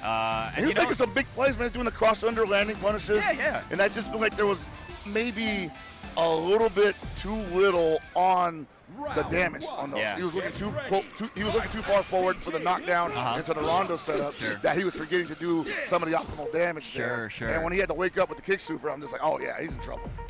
All right, so next match, we've got another great match for you guys. Oh boy. This is a Japan versus Japan matchup. We've got K2 going up against Kindevu. K2 and Kindevu both have a long history playing SNK titles. Yes. No surprise to see them both here playing City of the Wolves, doing very well in the winner's side still. This is a winner's qualifier match out of the round 2 wave. So seeing Kindevu here means that my boy Dinotail must have lost to him. But that's to be expected because Kindevu's a legend. Crazy, Dinotail's a bum. K2. Hey, yo. K2 though, he's I remember I lost to him at my first Evo. Yeah, I was playing Samurai Showdown. He played Ukyo at the time. He was dressed up as Ukyo. He had a camera crew with him, recording everything he was doing. He played me. He bodied me. The camera crew was like, you know. Did he offer you the apple? No. Dude, that's no. like the thing you do. He'd be like, hold the apple up to you. Like, that would have been even more disrespectful than beating me as the character he was playing. So yeah, that's my enemy for life as a result of that. Well, so I got a little bit of recent lore as of this weekend on him. He did not make it out in top 8 in Samurai Showdown or KOF 15. Yeah. And he's, according to his Twitter, very disappointed by this. Yeah. I would imagine so. I mean, he's such a strong player. He has what it takes to have made top 8 in both those games. Certainly. Yeah, but yeah, obviously heartbreaking finish for him in those games, and he's looking to not repeat that same performance in this game. But Kindevu is not going to make it easy, of course. Kindevu, the golden fatty. Yeah, as Rob TV was saying at EWC, it's the golden fatty. And he had to qualify that by saying he told me to call him that. No, yeah, that's literally what it translates to. So, yes. Anyways, yeah, this is going to be a good match. Yeah. As we just mentioned, Kindevu, fresh off the EWC tour, had a great run there, and now looking to continue that momentum here with University of the Wolves run the kind against the K2 Billy Kine, who is getting pummeled in the corner already. Yeah, I mean, K2 mashing on plus range. The orb obviously leaves Kine super plus, and of course, you guys are so used to seeing this already, I'm sure. This situation sucks. Yeah, and the Billy has meter there, but by the time he gets the meter, he's already getting put in like negative 5 scenarios, right? So probably not gonna gamble on a level 1 super when you're just, gonna be faded by like a 5A. Yeah, I mean, so far K2 not finding any of the hits. Okay, gets a big punish. Actually, could have gotten a little bit more. Yeah, a little bit more, but I think he was just trying to get anything there, possibly showing some early frustration. And the movement here is really what's betraying him. He's not getting the looks that usually Billy's want. Like, there's no jumps that he can anti-air easily. He's not able to, at least he doesn't feel comfortable with the range pokes, because maybe he believes that Kine, or rather, Kindevu Kine, is going to guard cancel on him and put him in the corner anyway. He's going for the guard break here. Don't blame him whatsoever. And he's going to want to back up. And man, he's at 66%. There's, wow, that's unfortunate. And wow, so close to the guard break. He has to back up. He's got the life lead. I don't think he wants to jump here. I don't think he wants to do that. I don't think he wants to do that. Punish. This isn't going to be enough to kill, but it's going to be quite a bit, and it leaves him in a terrible position now. He's got bar too. He's in cooldown. He is in cooldown. He can actually, he can bully now. He can bully. He can bully. Caught Kindevu trying to maybe hyper defend, maybe just defend, and K2 more than happy to take that round for steal it, basically. Basically saying, hey, can you just defend all of this, right? And we all know it's very difficult to just defend all of Billy's sequences. Nice, gets the overhead. K2 showing some signs of life here. Yeah, K2. Oh, okay, yeah. Good. I think he could have done way more damage, but this is good. It leaves him so. Wait, did actually kill? What the I hell? was gonna say that last hit does a lot of damage. What in the world? I was wondering why he didn't go for hidden gear there. Round 1. Maybe not aware. Sometimes it happens. You just hit the wrong button when you did the motion. K2 taking the first game. Really, it felt like Kindevu had a lot of control in the first game. And it definitely looked like it, yeah. Yeah. Until he didn't. Yeah. All right, missing the anti-air there, but unfortunately Kindabu unable to punish it. And there's, I think that's why possibly K2 is a little nervous about throwing out the distance option for Billy, because Kindabu is ready with the guard cancel, with the just defend, and possibly ready with the guard cancel. Runs right into the down C. K2 on the ground. Caught him? Oh, overjumped it. Big punish coming up. This is so much damage. Yeah. Kindevu taking the first round with relative ease. That's right, but K2 still up a game right now, so probably feeling like that's okay. What a response from Kindevu to guard cancel Rev Throw. Gives himself enough time for the guard point to activate as well. I'm surprised K2 actually Rev excelled as well after seeing the Rev. Yeah, I think he figured he was going to get either way. Maybe it's not going to gamble. Maybe I got an option for that, right? Yeah, but I don't think anything to do there. Well, I mean, I don't know. I guess that's pretty odd. Anyways, gets the guard cancel flash kick. Yeah, Kindavu in firm control of this game. Not even close. Not even close indeed. K2 gonna need to readjust for this unchecked aggression that Kindevu is applying onto him. What is he doing? What is he doing? What's going on here? He's grabbing the apple. He usually cosplays his character, so I'm wondering if he's like, hey, I got a Billy do-rag on me right now. Sure, yeah, that'd be funny. Okay, I guess he's got to rehydrate a bit. Make sure that's room temperature water. You don't want the cold water. That's just going to close your throat up. Okay. Round one. Been happening to me all morning. I see. Yeah, they gave us that refrigerated water. Yeah, man, how dare they? I know, right? Ooh, big wild punish, and this is great for K2. That sip of water might have made the whole difference because this man is looking hydrated. Okay, finds the counter hit on the overhead. Woo! Goodness, yo, Kindevu, what are you doing, my guy? You gotta fight back. Man, K2 gets smooth with it, man, like he's playing Hein all of a sudden. Okay, finds the meaty. And the bait, beautifully done. Almost chipped him out too, so I don't hate that. He's gonna have one more chance at this, but he does not have a defensive maneuver available anymore. Oh yeah, he's going for the, okay. Nice. Wow! Oh no! That was incredible. Baited him to stand tech and delayed the load just long enough. I think that might be it for K2. That's a backbreaker, bro. Nice, finds the hard knockdown. Oh my gosh, frame trap. You see K2 trying to get away from him, but like, it's hard to push block against Hein. Everything he does moves him so far forward.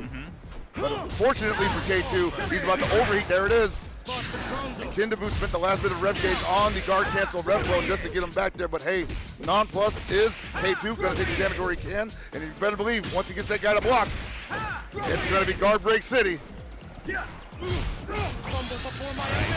Finds the super.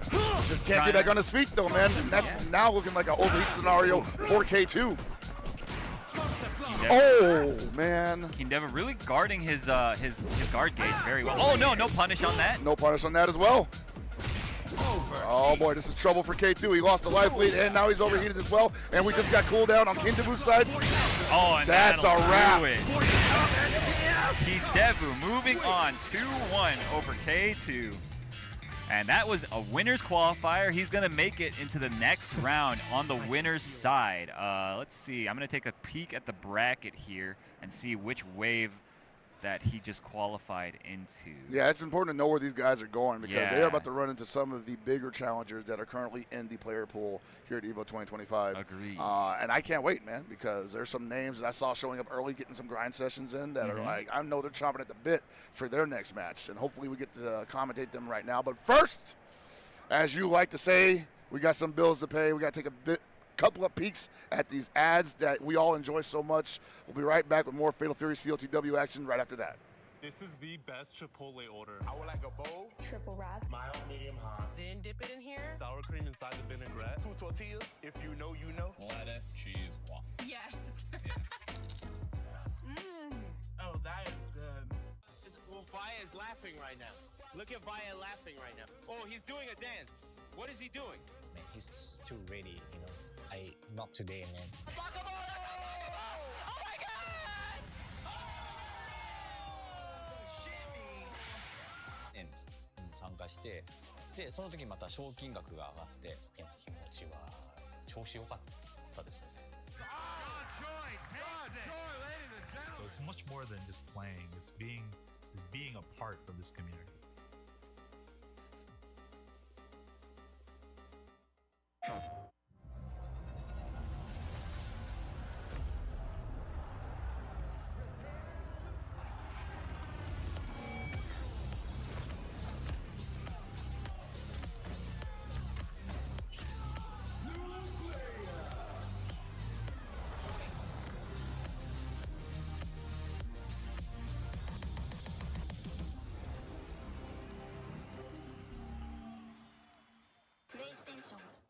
All right, Jay, you ready for this block?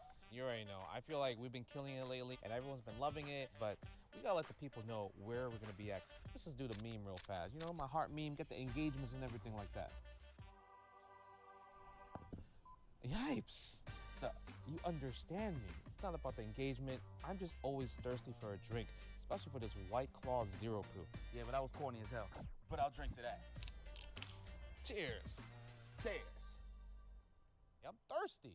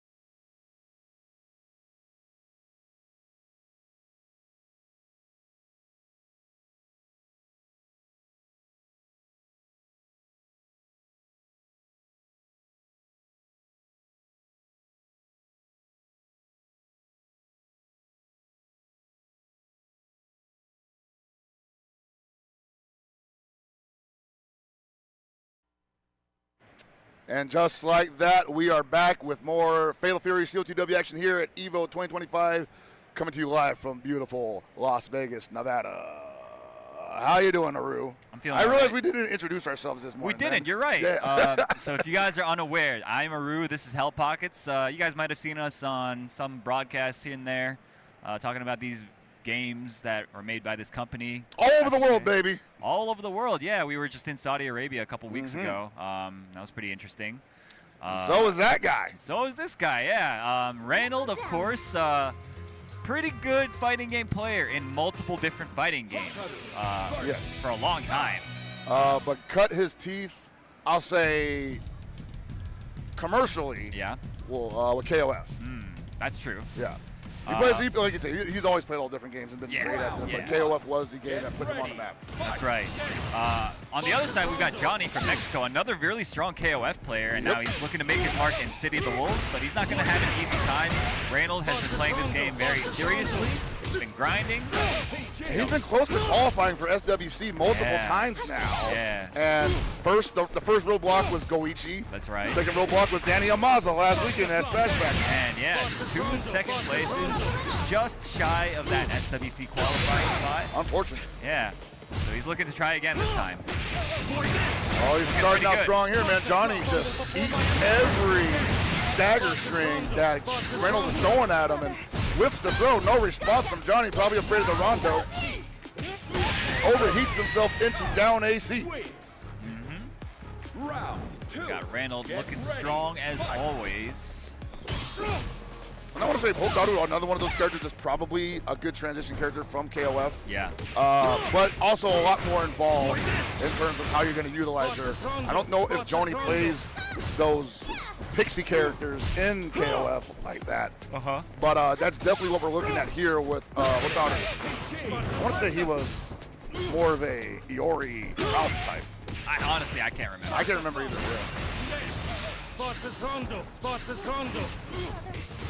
Man, hold all that pressure. You're going to get overheated any moment. Now, wow, jumps into the D Lanze.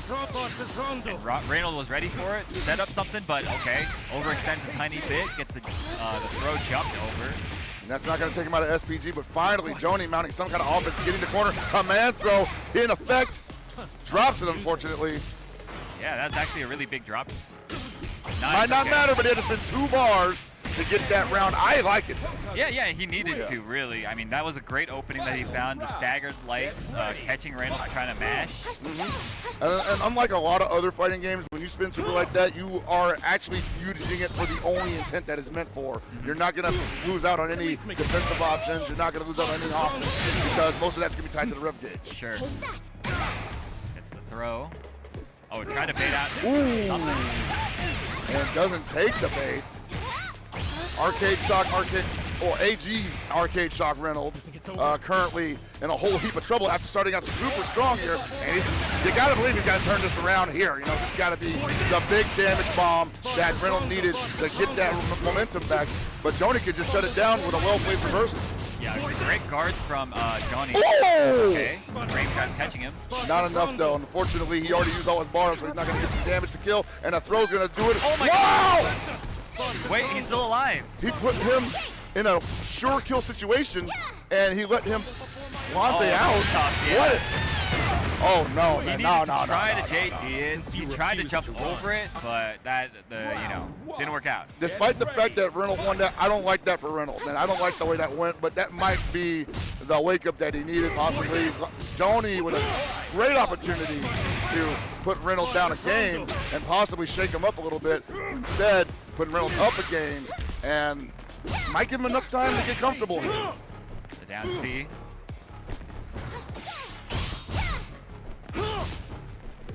Oh, nice back dash from Johnny. Gets a small punish. Yeah, but you need to be bigger than that in this scenario, because if you're not going to make Reynolds down, we need stuff like that. Yeah, absolutely. You need to make him pay. He's got to pay. Yeah, I mean, honestly, that first game it honestly should have been Johnny's, but Reynolds just kept it a little bit more calm at the end. Nice. I will say, I'm enjoying the pace that Reynolds is playing this at. Usually you see Reynolds, when he's smelling blood in the water, go for the ball, doing a lot of throws. But he's slowing it down here, playing a little lamer than he usually has to, probably letting the opponent come to him, which a lot of people have told him, like, dude, you're playing kind. Sometimes it's okay for you to play lame and throw some fireballs out. Nice down C, catching Reynolds trying to move. He's going to get the hard knockdown. Is he going to command grab or not? That's the question. Yeah, he got it off last time, but unfortunately dropped it, and it gets him to throw instead. Better damage. Going to go for a safe jump. Nice sweep. That rev gauge is almost at 50%. Eats the CDP break. This is going to be good damage for Joni. Hard knockdown mid-screen, and I don't know how Reynolds gets out of this one. Whoa, what a madman. Even he didn't believe that was going to hit.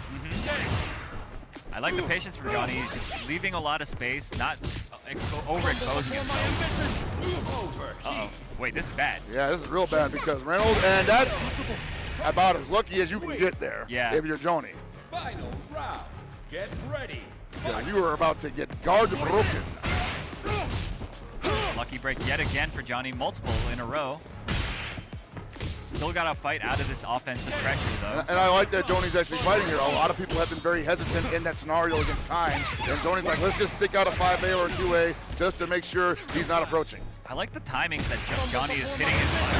Catching Reynolds trying to move quite frequently. I think that's where a lot of his big damage is coming from, is just catching the movement. I believe so, too. But it's not looking good for him right now.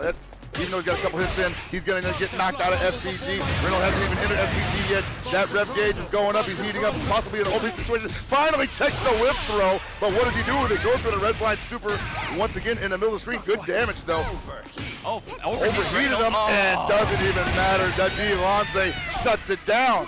Taking all the wind out of Johnny's sails. That was looking like it could have been very dangerous, but Reynolds sticking out the D/kick with mine, getting the counter hit launcher, and moving on. That was a winner's qualifier match. He's going to be making it into round 3 on the winner's side. Love to see it on both sides. I think maybe Joni might have went for another command throw there in the mid-screen and just got beat by the DAY2. Could be. Possibly. Who knows? Only in their brains really do they understand what was going on there. Yeah. 100%. But hey, man, that's day 2 for you. Day 2 indeed. We're going to be continuing in day 2. We're going to see the rest of wave 2, obviously, and we're also going to continue all the way through waves 3 and top 24 the rest of this day. So make sure you guys keep it locked. We're going to have so much more Fatal Fury City of the Wolves action throughout the day. I'm talking like we're about to go to an ad break. I'm about to say, like, we got a lot of commercials too, but not yet, Aru. Yes, not yet. I know y'all love the ad breaks. Yes, yes. But up next, we actually have another match, another great match. I'm getting kind of We're getting into the nitty-gritty, baby. Yeah, yeah. So we've got FlyQuest's Punk. You guys might have heard of this guy. He's pretty good at this game called Guilty Gear Strive. He was playing that for a while. he was pretty good at Dragon Ball Fighters. He was pretty good at that. He wasn't bad at DBFZ, though. Yeah. I mean, he plays this game called Street Fighter 5. He was pretty good at that. Pretty good at that. Pretty good at 5. Played 4 as well. Had a pretty good run in Street Fighter 4. I don't know what he's doing in 6 lately, though. Yeah, I haven't really heard that much about that. Yeah. But he's enjoying COTW. Yeah. And he also played a little bit of 15. Yeah, that's true. He was quite good in 15 as well. It's just, when you're competing at the level that he's competing at in Street Fighter 6, it is really difficult to split your attention with other games. Yeah, and we're seeing that from all sorts of players at that level. A lot of these guys who are also dominant in COTW are just like, hey, I gotta pick one, man. Because it's not that the game is hard, the competition level is insane right now. Exactly, yeah. And on the other side, we've got Rigo-san out of Chile, another very strong player. Always puts up very good results, but he always also gets runs into some incredible players on his path in kind of unlucky fashion. So you almost expect him to do better than he usually does. I've been watching him play for a while, but the most recent I remember seeing him play was SWC LCQ. Sure. And his first match on the stream was up against Reiki. Okay. And Reiki got up a game, and I was like, Are we in the Twilight Zone? Is Reiki about to move forward in the winner's side of the LCQ bracket? Yeah. But Rigo Sam said, no, turns out I'm one of those guys that plays to my opponent's strengths. Yeah. and picked them apart cleanly after. Sure, yeah. We'll see if that happens here. I mean, Punk is a hard player to do that to, but in this game, like Punk is obviously really adept at playing strike throw. You know, looking at his background, that makes perfect sense, right? Yeah, and a great character for that as well. With Hotaru, who is a run character, has command throw, for sure. and a great fireball. Yeah, not only that, but he's also obviously incredible with Punisher as well. Yes. And Hotaru does have some good buttons that lends her very well to that. Yeah, the far D is pretty much her wild punish button of choice here. Ooh, Okay. the down C not bad at it either, but the backdash completely avoiding it. Yeah, Rigo-san has been doing a lot of backdashing, a lot of sweeping. He's playing Hokutomaru a tiny bit differently from, because like he's trying to play footsies a little bit, and I'm like not sure that you really want to do that. Against Hotaru, maybe not, but if it's not just Hotaru, or against anybody, Punk, right? Oh, that's true. Against Punk in general, yes, you're right. But at the same time, I don't know if you want to get up close and box with him either, because Punk seems to be ready, or at least a bit more adaptable to these scenarios than Rigo-san may be. But as I said earlier, Rigo-san also a bit of an adaptationer himself. I know that's not a word, but I can't think of it right now. Adaptationer is crazy. I love it. Let's go, man. Put it in the Webster's dictionary. Gets the hard knockdown off the trades, opens him up with the low, the lights, doesn't hurt that bad, and I like that. Using the fast get-up to mess up Punk's meaty timing. And that's what this game is all about. You know, you can play this game airtight, but you're going to end up eating a lot of guard chances. It's all about throwing off timing. Yeah, absolutely. Okay, finds the heart. Oh yeah, goes for the hidden gear. This isn't gonna kill, but it's gonna reset him. Obviously, he's gonna get a ton of damage. Rigo-san is in a world of hurt. Also, Punk a great manager of resources, which is also important in this game. Yeah, for this game as well. I mean, the resource management is pretty comparable to Street Fighter 6. Right? So, no surprise to see him. Wow. Yeah, making good strategic decisions. That was a great place to throw out the red flow. You're going to do a slow move on startup on my wake up? All right. Yeah, Punk looking strong as ever. This is winner's qualifier, by the way. So winner of this moves on into the round 3 on winner's side. Very important. So you see Rigo-san there daring with the 5Bs from Hokutomaru. Very good button on his side. Wow, caught him rolling out of the way. Close C. A lot of damage coming in for a little kid. Does not have meter for the ignition super. No, sir. Wow, where are you going, he says. Didn't want to spin meter on the Rev Zaneke. Caught him with the four frame down A. Rigo-san, a big clean route for him. He needed that. Yeah. You see him trying to bait that reversal there. Tried to go for the teleport, but got stuffed by the close D. He went for a guard cancel. You got to be able to do that because you can break it and make it safe. Wow, the big wild punishment that you see. His best button by far. Rigo-san actually with punishing Punk. Using that down C like you said. Oh my goodness, a little too far. Oh my god, wait, this is not going to be enough to kill, but quite a lot of damage. Yeah, but Rigo-san having firm control of game 2 here. I think Punk, yeah, I like the attempt there, not going for the ADP, just seeing like, hey, will he give me a window to go for the CDP here?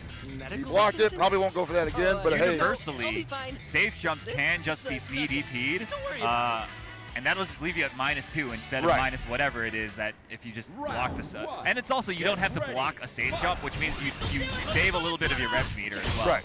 So you almost always want to just CDP safe jumps. And I want to say, like a safe jump, since it's 5 frames, usually you can't exercise the empty jump low in that scenario. You'll get hit by the CDP. Exactly. I think you have to like guard cancel. You have to hard call out. I think so, yeah. Yeah. Wow, just rolls up with a flow A. One of the fastest low A's in the game, 4 frames, baby. Nice air-to-air from Punk. Right, and see Punk looking for that juggle too, because that jump C does give her juggle state. Doesn't matter though, Rigo-san cooking up that first round win. Looking strong, Punk. Needs to win this round if he wants to stay in winner's side. Yeah, and on Rigo-san's part, this is that adaptation we were talking about prior to the match. Started out looking like Punk was going to be super strong throughout the entirety of the game. And Rigo-san with a tremendous game 2 and a great round 1 in game 3. Now it's Punk's turn to respond in time. Yes, sir. What we got? Are we going to see a command grab? No, gonna go for counter hit repo, and he had every opportunity to challenge that with possibly a CDP of his own, or even a super. And now he's gonna eat so much damage. Corner to corner. And loses SPG. Oh, no. Yeah, me and him been homies for a while. I actually yeah? met that dude when he first went to college in California. Oh, damn. Yeah, he used to come to my local arcade. Okay. And wasn't that good at the time. Sure. Yeah, used to beat him in CVS2 and KOF and all sorts of stuff. But you want to talk about the glow up, the road to improvement. This guy got so much better through hard work and determination that I'm always in awe at his level of growth. That's great. So those of you at home that aren't so good watching this stream right now, that could be you. You could be on the Evo stage, you know, next year, years from now, who knows? Just put in the work, put in the time, study, practice. That's all you need. And he also got some pretty good training buddies in Justin Wong and K-Brad. Yeah. You know, he is a little blessed in that regard. A little blessed, you know, like the who's who. And this is around the time that a lot of those guys had moved out to the West Coast. And not only had they moved to the West Coast, they were moving up from SoCal to NorCal. Right. And so his ecosystem just ballooned considerably. Sure, yeah. But, I mean, even if you don't have access to those types of players, I mean, I didn't. I was playing KOF at the time. He was playing Street Fighter. Sure, yeah. I was the challenge. It was me, BBZ. I'm going to start telling some old man drunk stories here. Me, BBZ. Yep. I know something about that, doing Joe Stun combos in 13. Rev, Power Wave. Okay. Finding the openings, but doesn't get the combos. The double feint to throw with, man. The guy might be a little nervous there, Nasser. Nice block. Good defense so far, but again, he gets overheated. Nasser. Ooh. Finds the combo. Very nice. I actually don't know how much practice Nasser has gotten in this game, but I'm seeing that he's a little shaky on offense, definitely on defense as well. He looks pretty well practiced. I think that he's playing pretty calm and collected right now. You know, he is calm and collected. That's just his personality as a player. But I'll say just like in terms of how he was netting damage when he actually got the touch, it seemed like things were a little incomplete. Okay. Yeah, he did get that drop earlier. Yeah, and I anticipate that if he can't get the combos right, he'll probably, he's jumping now. He's like, yeah, he knows how to punish that. Well done. Wow, dude. Nasser playing a completely different game than Juan Caleb currently. Not enough to kill, but the next tap is going to do it. Spin it, bro. Make him block. Oh, no, this is start trouble. of a burn knuckle. He just wants to chip him here. Oh my goodness, a counter hit, another counter hit. Wait a minute. He's getting so gun-shy because he just needs to chip, but he's hesitating so much. That's all you need to do there. Okay, the DP bailing him out. Nasser, I mean, that was, it looked like it was really dangerous there. It was, because he knew that the rev guard was still in play for Juan KOF, so he was like, I'm not just going to throw anything out, but I still should probably be aggressive here. Yeah, it came down to a do-or-die moment with the reversal. And luckily for Nasser, it worked out in his favor. Yeah, wake up, power dunk, let's go. Let him know that you'll do it. Juan KOF with the back dash, Farsi, big damage on the board. Gonna not have meter to get him out of SPG, so wake up red blow is available. Sir, okay, finds a big jump. Immediately goes into the hot D after that. Jeez. Oh no my gosh. fear. Yo, everything is working right now. Oh my god, yo, the delay was perfect. Okay. And I'm not sure on Nasser. Wow. Oh my goodness, Footsie. That was actually Footsie, bro. But he overheated himself to set that up, and it's still Nasser's possible game to win. I say go in. That's what. Yes. I'm surprised he didn't respond with his own super, because the super fight He gets had the a time middle. yeah. Get ready. But it's a great decision from Nasser saying like, hey, he's got a bar. If I try to chip him out with Rev, he might just wake up super, and then I'm dead. Sure. And I want to say right now, Nasser probably well aware of how Juan KOF wants to play defense. He hasn't been anti-airing a ton, so I think that's why those jump Ds are finding the mark.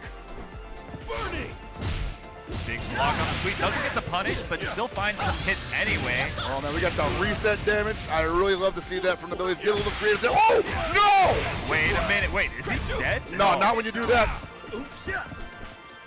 Not, maybe didn't know what the string was supposed to be. What the hell? Now you're dead. Nasser moving on. That was a, I'm pretty sure that was a qualifier, man. Full screen D, crack shoot. Jeez. All right. Look at that. Yeah, get out. All right. Full screen D cracks. That's the face of a man that does full screen D crack shoot at death's door. I mean, what more can you say? He made the right call at the right time. And speaking of Justin doing was things right at the right time, we have got an advertisement break. Don't go anywhere. We'll be right back with some more amazing, amazing matches. All these matches have been so good. They're only going to keep getting better. New Chipotle Honey Chicken brings a hint of pure honey and seared smoked peppers with fresh chicken hot off the grill. For Chipotle heat with a touch of sweet and a perfectly balanced sauce. Chipotle Honey Chicken takes heat and sweet to a whole new level.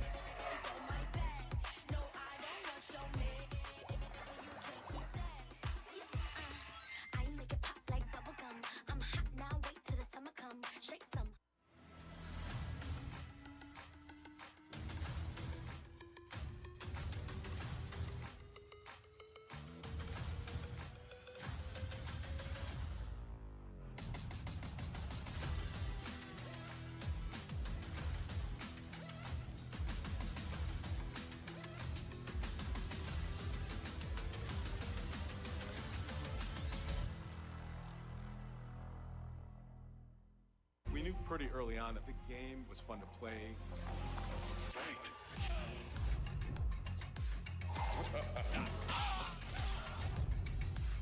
It became something that added to the mystique of Mortal Kombat.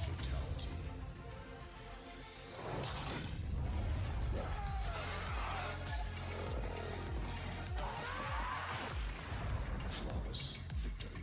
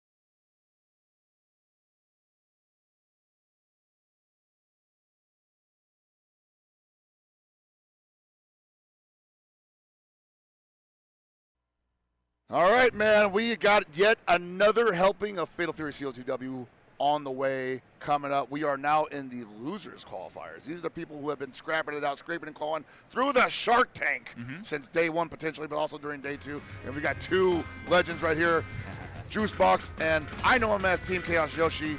Haven't seen him in a minute. Glad to see he's here, and he's running deep into the brackets with what looks like the Billy Kane, because we know Juicebox is running the Preacher. Oh yes.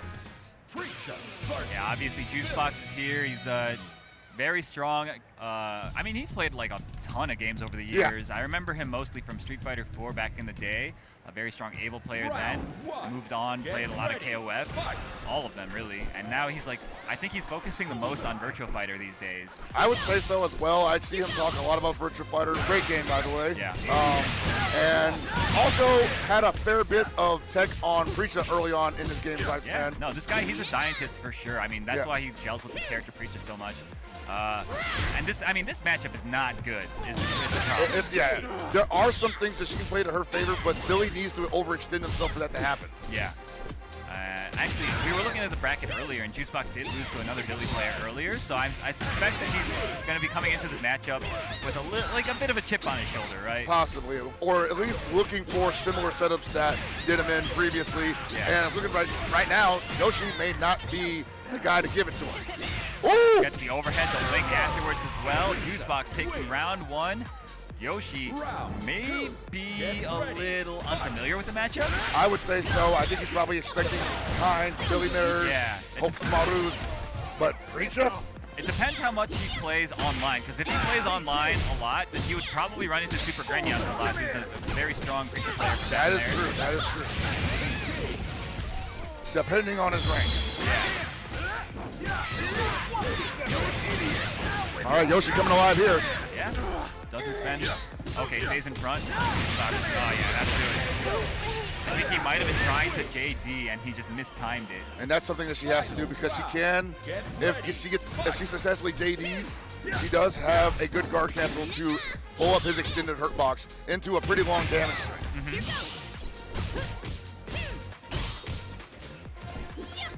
Looking for that 5C. Nice reversal from Juicebox. The bar C, rather. There we go. The D, I want to call it the golden heel, but it's just the hyperbole kick or something like that. Okay. Wow, wake up sweep catches him. Wow, just daring him. Say, hey, I'm +6 each sport, like +3 on it or something like that. Are we going to see a wake up super though, I think? I'm curious. Maybe. No, goes for the low. That was nice. Juicebox going for the empty low. And I think maybe Yoshi might have thought maybe I can low you on the way down. Right. That's sad. That's so serious. Yeah. I mean, you know, Juicebox labbed out that setup that he did. Yeah, I'm definitely going to clip that later on. That was pretty sweet. That's a setup, bro. Yeah, that's crazy. Everything that looks like a drop that Juicebox does, I guarantee you that he labbed it out and it is leading to something. So a lot of this has to do with the fact that rev arts lead to hard knockdown, even though they don't look like hard knockdowns. Right. So when it looks like a combo is dropped in the middle of the sequence, it's actually still like +60 for the attacker. Juicebox putting on a clinic right now. Another thing that I used to attribute a lot to Juicebox's play is the usage of the universal overhead. Yeah. Because he used to use that quite a bit, more so than I think a lot of other players did early on. Yeah. And he's using it there, but for frame killing? Yeah, it seems so. All right, let's see. He's probably going to spend a bar here. That's right. There we go. Super. Get him out of SPG. That is a safe jump, but it's actually also not. Well, it's not a safe jump. Ah, a little too far. Yeah, that super does push back a little bit further. Yeah. And the fact that he didn't JD the last hit pushed him just a tiny bit too far to get that. Doesn't matter. Finds the hits anyway. Juicebox moving on over Yoshi. He's in round 3 on the losers side. Congratulations to him.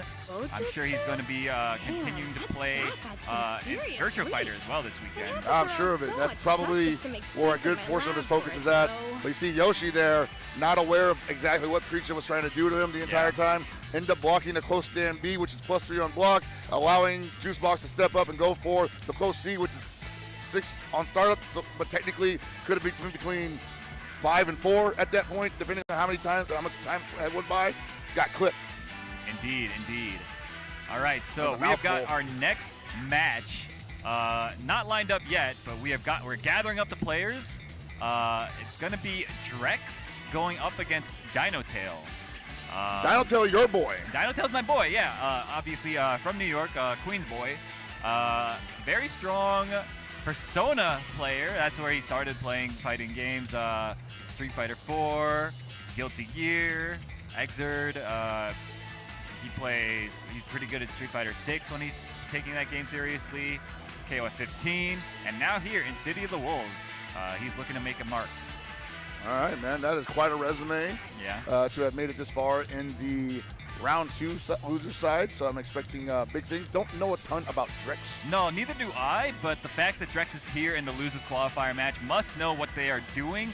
We will see, though, if Drex is ready for Dinotail's ignorant Marco play, because he's just going to try to run his game plan. So we already saw Marco earlier in Barbar, and Yeah. that was like, if you didn't know better, you'd think he was just doing stuff. He was holding forward on the stick. Yeah. It's a little more nuanced than that, and I'm sure Dinotail about to show us another side of that. It's basically going to be the same thing, but probably less polished. I don't think he's been practicing nearly as much as Barbar has, but I mean, the guy's a solid enough Few fighting game people have, player. bro. Yeah, exactly. So, I mean, we're just gonna see some Marco play, and now that we don't see him every other match, I am a big fan of seeing the Marco. It looks like Drex has some fans in the crowd. Yeah, man, the Marco wave was, I won't say short-lived because it's technically still happening. But the onset of it was crazy. I just ran into ranked and just nothing but Marcos for the entire day. Dude, I know. Wow. Everyone thought they could be Goichi. I mean, if you get the knockdown, you technically are. I guess, yeah.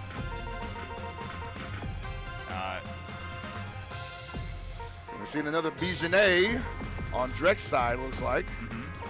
Okay. Let's see if Dinotail remembers this matchup. I don't know that he plays it very often. Maybe he played Alex Smith recently.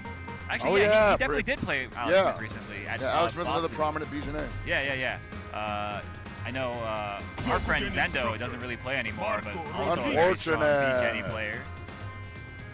They had a hell of a run at CD, man. Yeah.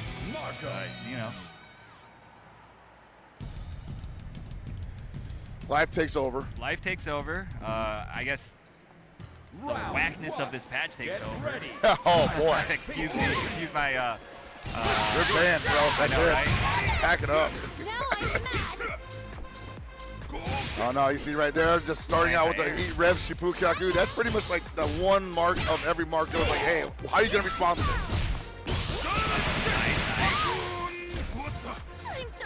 Okay, goes for the low. Drex unable to mount anything significant. Oh, hold on a second. That was a setup? I am going to say no, but it finds the hit anyway. Hey, man, we take those. Yeah, absolutely. Okay, wow, good match from Dinotail. Gets the hard knockdown, what we got. Going for the low. Dinotail right now not letting him dash in twice. There's a big gap there, buddy. Whoa, the high dodge catching on the frame where he can't block when he lands. Yeah, Dinotail's actually pretty good at timing the anti-airs to hit as you land. Because he played against me a lot, and I would always be going for like the air guard cancel, right? Oh, okay. Yeah. And there's the rev blow. Probably, since they buffed it, a really good rev blow. Oh, sure. Nice. Do a ton of damage here. Had the option to go into hitting gear, but chose to just go for the one bar instead. Probably thought it's not going to kill. Might as well hold on to the other bar and get another touch and then kill. Sure, yeah. All right, putting on the pressure right now. Woo! Swings into it. I think he's forgotten how to play this matchup. It is difficult because it looks like at any moment she's tricking you into thinking that she's plus or even, zero. And if you're not familiar with it, you don't know when the gap is. No anti-air yet again from Dinotail. I'm not sure what he's looking for.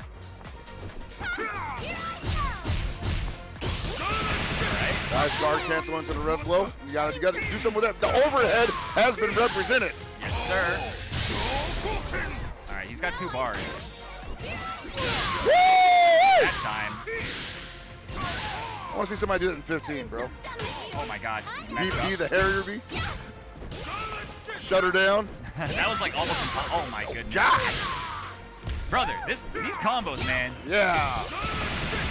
Everything coming up Dinotail right now, though, so it's okay in the long run. All again with the guard camp. Actually, no, he just did it. He just did it, He yeah. didn't block. That's why I was telling, like, this man is going to be playing ignorant, and it's up to the other guy to stop it. So you're not going to block this on Redskin? Well, all right. I'll give it to you one more time.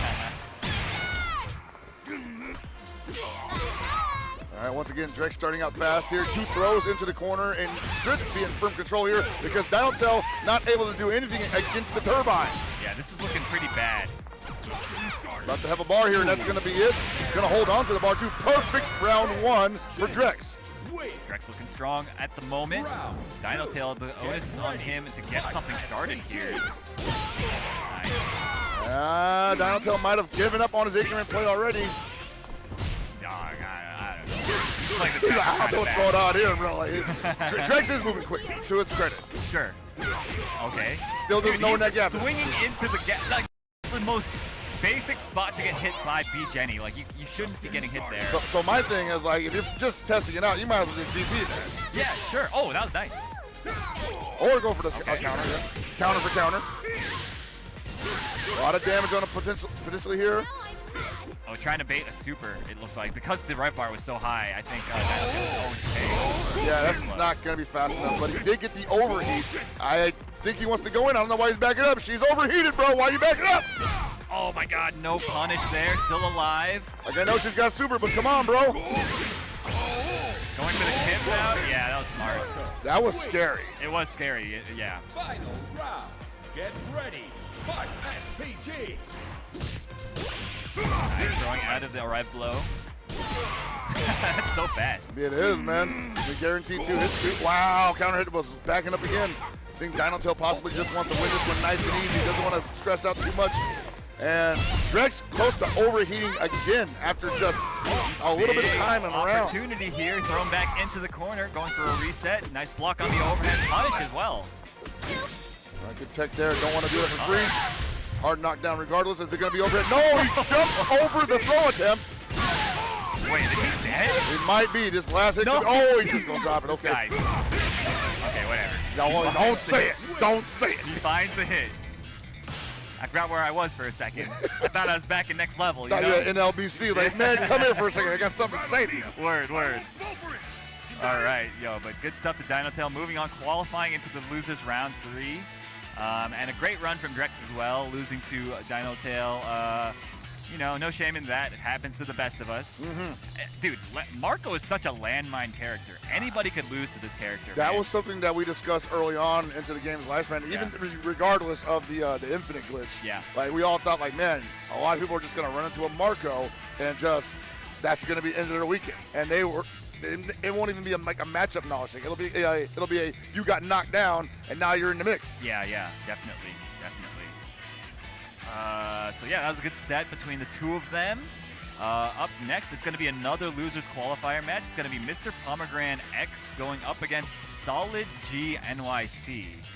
So I'm not familiar with either of these players. I'm pretty sure I've seen Mr. Pomegranate X before at a different event, probably CEO, but I don't recall anything about that. All these names are starting to be kind of unfamiliar for me, which is fine because one of the things that I accepted when CLTW became as big as it was that there's going to be a lot of players that I'm not going to recognize, and they may be good, they may be bad, but they'll be in the mix, which is the most important thing for me. Yeah, so, for sure. If I'm not familiar with your name, I apologize, but welcome aboard regardless. Of course. So I don't know who these players will be picking character-wise, so it could be anybody. There's Mr. Pomegranate X saluting the camera. And homie on the left of him must be Solid NYC with the SNK Esports shirt. I don't own that one. That's an old one, yeah. That is an old one. I don't have that variant. I can't remember how I have one. I've got so many of these SNK That's shirts. the Ginchiro one. That's right. Yeah. Oh, boy. All right, we got another Marco, it looks like.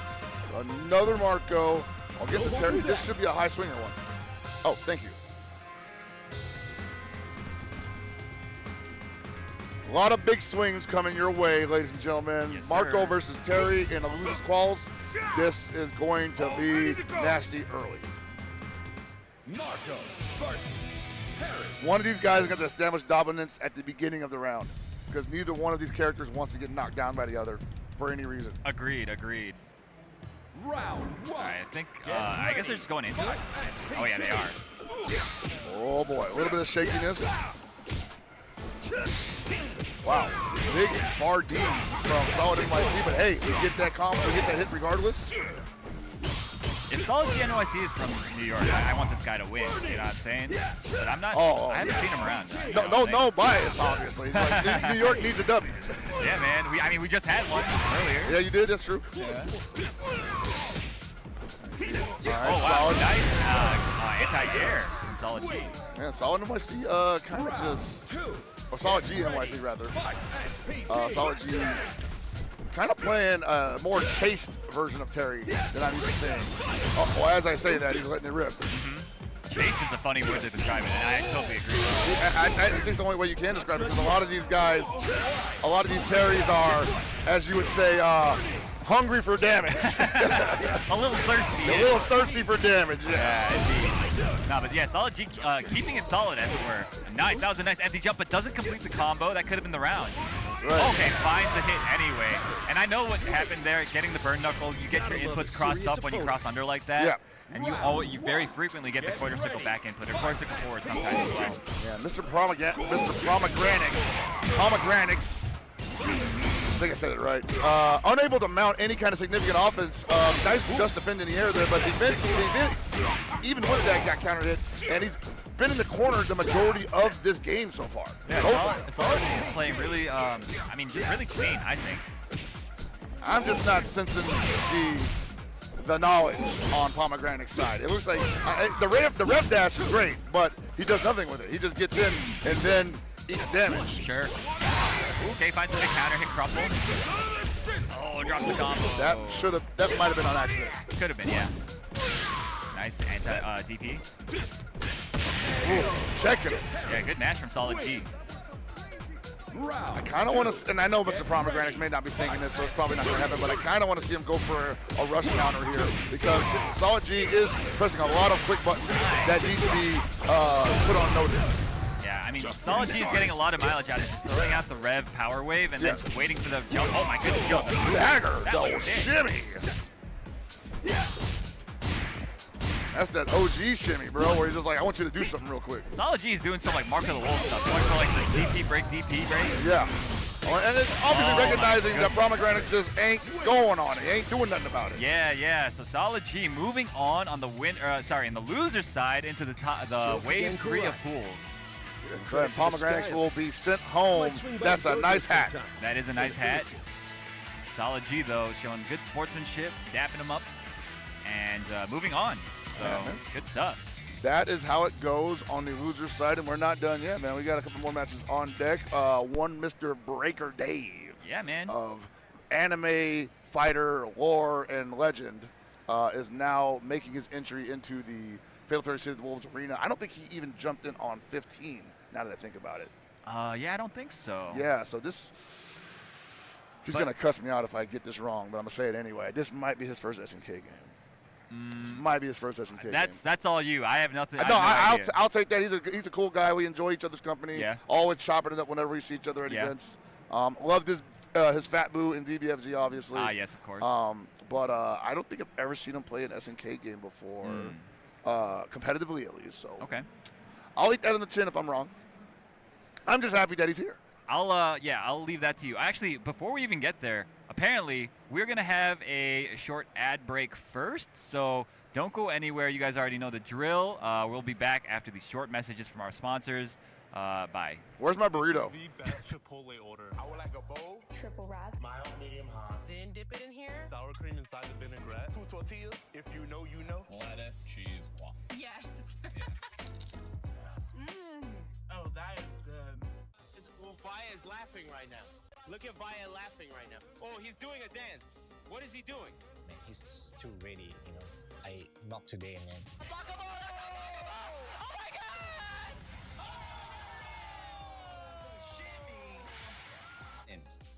加してでその時また賞金額が上がって気持ちは調子良かったですね。 So it's much more than just playing. It's being a part of this community.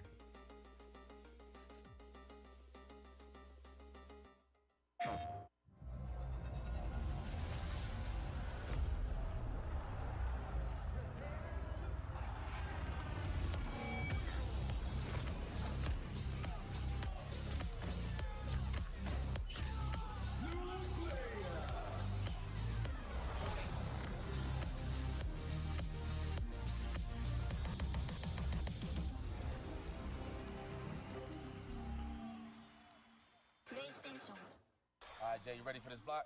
You already know. I feel like we've been killing it lately, and everyone's been loving it, but we gotta let the people know where we're gonna be at. Let's just do the meme real fast. You know, my heart meme, get the engagements and everything like that. Yipes. What's up? You understand me. It's not about the engagement. I'm just always thirsty for a drink, especially for this White Claw Zero Proof. Yeah, but that was corny as hell. But I'll drink to that. Cheers. Cheers. Yeah, I'm thirsty.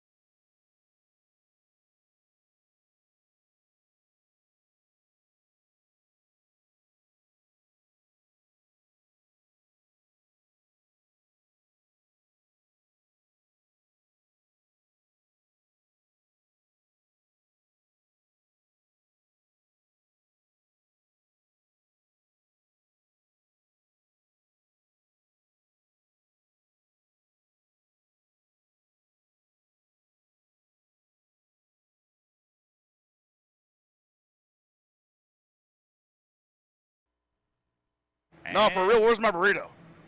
Yo, I'm hungry as hell, bro. I'm over here Chilling starving, this dude. Chipotle has made me so dang hungry. It would be so nice if they could hook us up back here. Just drop it right on my table right Yeah, here. I don't us, care what's I mean, in our it. production guys over there, like, hook us up, man. Like, we're hungry, you Like, know? please, dude, I'm But- dying out here. But honestly, like you were saying, go ahead, continue with the bringing us back in. Oh, yeah, you know, like, we're back. Obviously, we're doing Fatal Fury Save the Wolves. We got some more round 2 action. We got losers qualifier matches. We've got a good one lined up for you guys. We got Breaker Dave.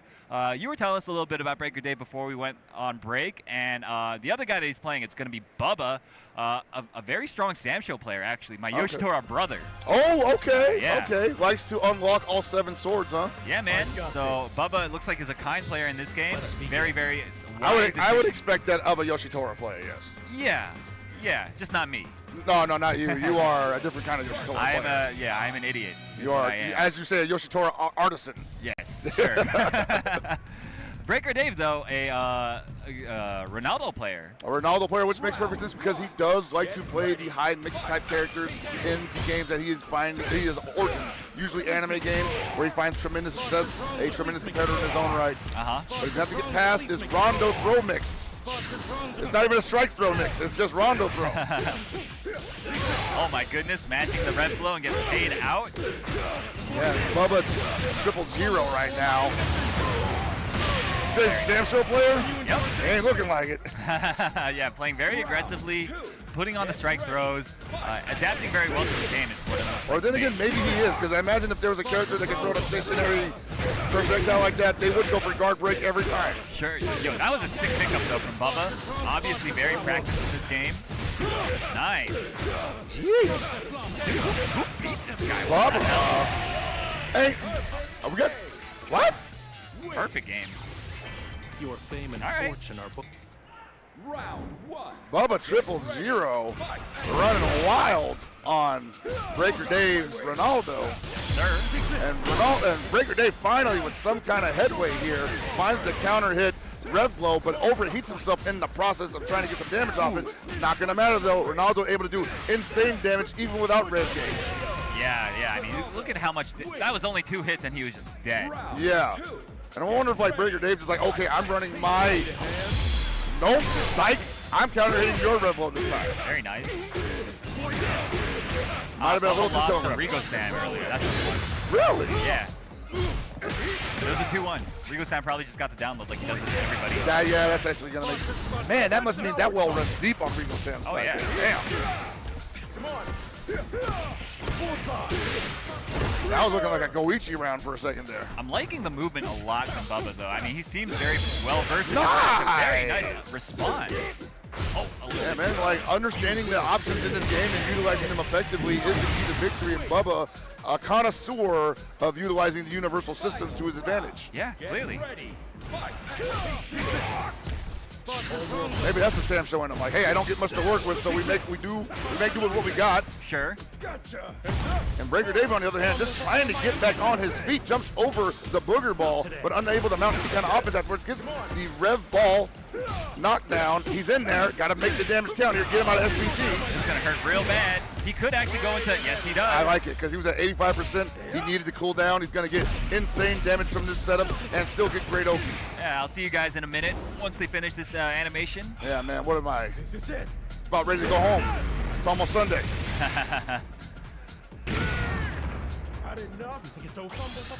Okay. Not even trying to JD any of that. Wow! The anti-air DP break.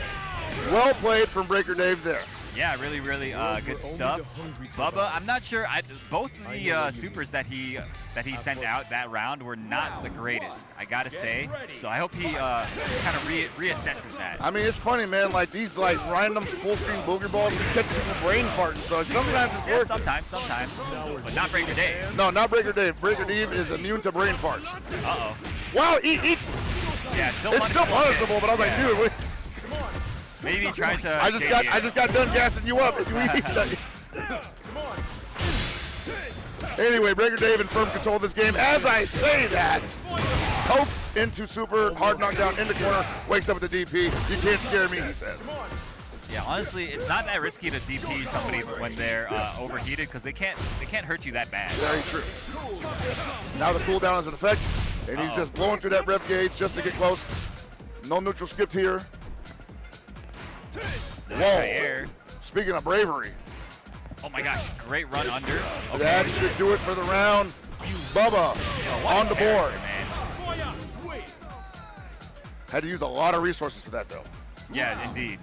But now he's on set point here against Breaker Dave.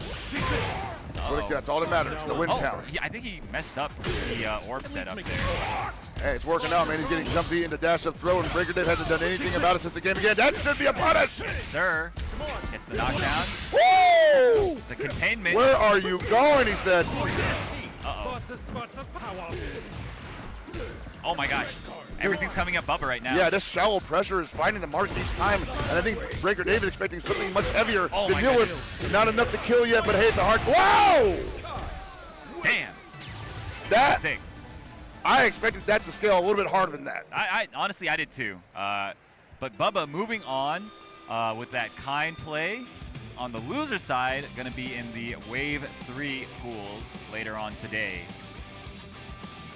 Yeah, man, like, I'll say first game, Bubba looked immaculate. Second game, Breaker Dave had a great adjustment. Yeah. Third game, they both were kind of all over the place, but I think Bubba able to just pull it together at the end. Yeah, you know, love to see it. He kept it calm and collected. He basically just played his game. He was getting a lot of jabs just like randomly. He would like jab out of pressure and get the launch. It's a big damage because kind of just blessed like that. Yeah, still had some costly mistakes because of it. It's just that Breaker Dave didn't take full advantage of it. Yeah. Either because he's not aware of what his character does in that scenario, or because he's just not aware of what to do in that scenario overall. But still made some pretty brilliant plays on his own. Yeah. And I hope he continues to play because I was very entertained. Agreed. So we have got our next match coming up onto the stage at the moment. Two names that people are probably very familiar with. On player one side, we're going to have Perfect Legend, multi-Evo champion, going up against ZJZ, who is also, I don't know if it's multiple Evos, but he definitely won an Evo. Evo Vegas, I don't know if has he won an Evo Japan? I always end up asking this question concerning him. ET, I know ET's won both. ET has won both, yes. So I want to say ZJZ has also won both. Maybe. Either way, I mean, ZJZ, a very storied player in the KOF series, a very strong Street Fighter V player as well. I don't think he's been playing Street Fighter 6 quite as much, but he's probably pretty good in that game too. Perfect Legend, though, of course, mostly known, I think, for the NRS games.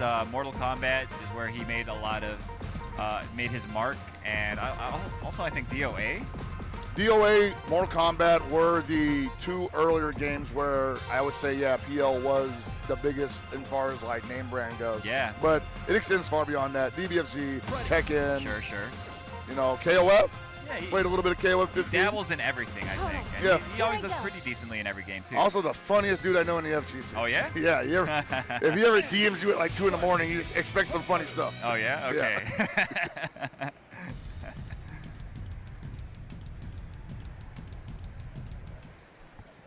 Round 1. Get ready. Fight. I'm actually interested to see how he handles this particular matchup. I don't know if he's ever played ZGZ before, but he has played a lot of, he has played some of the East Asian players online. Because remember, he had that little reach across the aisle with Punko when Punko was willing to play anybody online. Right. So it was Cleveland to Seoul, Korea. Cleveland to Korea. And he said it wasn't that bad. Yeah, that's crazy. Okay. I mean, if he says so, shit. I mean, I believe him. Like, if it's his experience. Okay.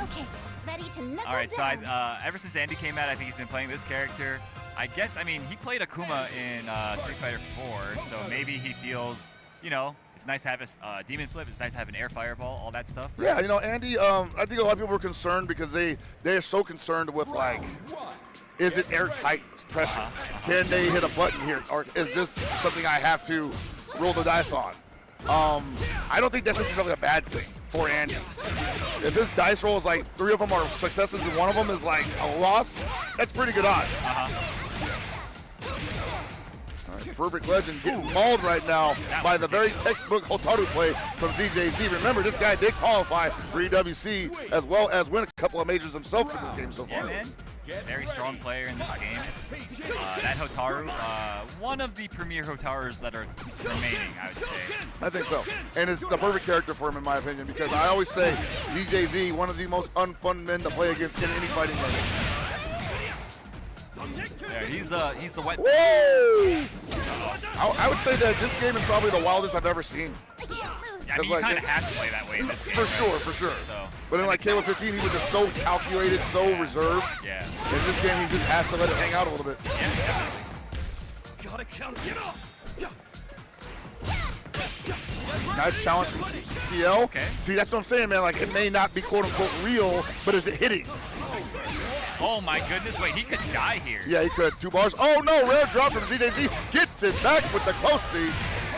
Unfortunate break for Perfect Legend. The overheat, the panic ensuing afterwards, kind of leading to ZJZ taking that round when he probably shouldn't have. Yeah, no, I think that might have been PL's attempt or a chance to take that away from him. And if he goes up a game here, I got to believe that. He feels great about going into game 2. And ZJZ actually might be kind of nervous because I'm not sure ZJZ has another gear in CLCW yet. Kind of just runs this game plan until it don't work no more. Yeah, I mean, he just plays super standard, solid game. Uh-oh, okay. But yeah, he's been getting a lot of mileage out of run under, like close C, that type of stuff. Yeah, nice grab. And this is where you want to make the opponent start guessing. Nice punish. And I think Andy's like really good at doing that. Watch me, Well, the double flip, still 8 damage for it, but it was safe at the end of that, I think. Knock down what we got. Trying to fade out a DP. And you see unfortunate turn of events for Perfect Legend there, but at the same time, you see like the reservation on him to say, I'm not going to wake up DP like you are, you know? Yeah, that looked like a missed input at the end there. I think so too, because he just kind of left himself hanging. Yeah. Woo! Okay. Trying to backdash? I don't think so, buddy. Yeah, man, Andy is a little bit of a threat against people who want to move around in the mid-screen like that. I like it. He was at 70%. Cool yourself down. Get that good damage. Also, this is a very cool hidden gear super. Very nice. Perfect Legend on the board now. Yeah, even if it hadn't killed, he would have been in a great position to finish it off. Get ready. Fight SPG. There you go. We're going to dash in Fireball. Just trying to check, control the air, make sure that ZGZ can't fly in.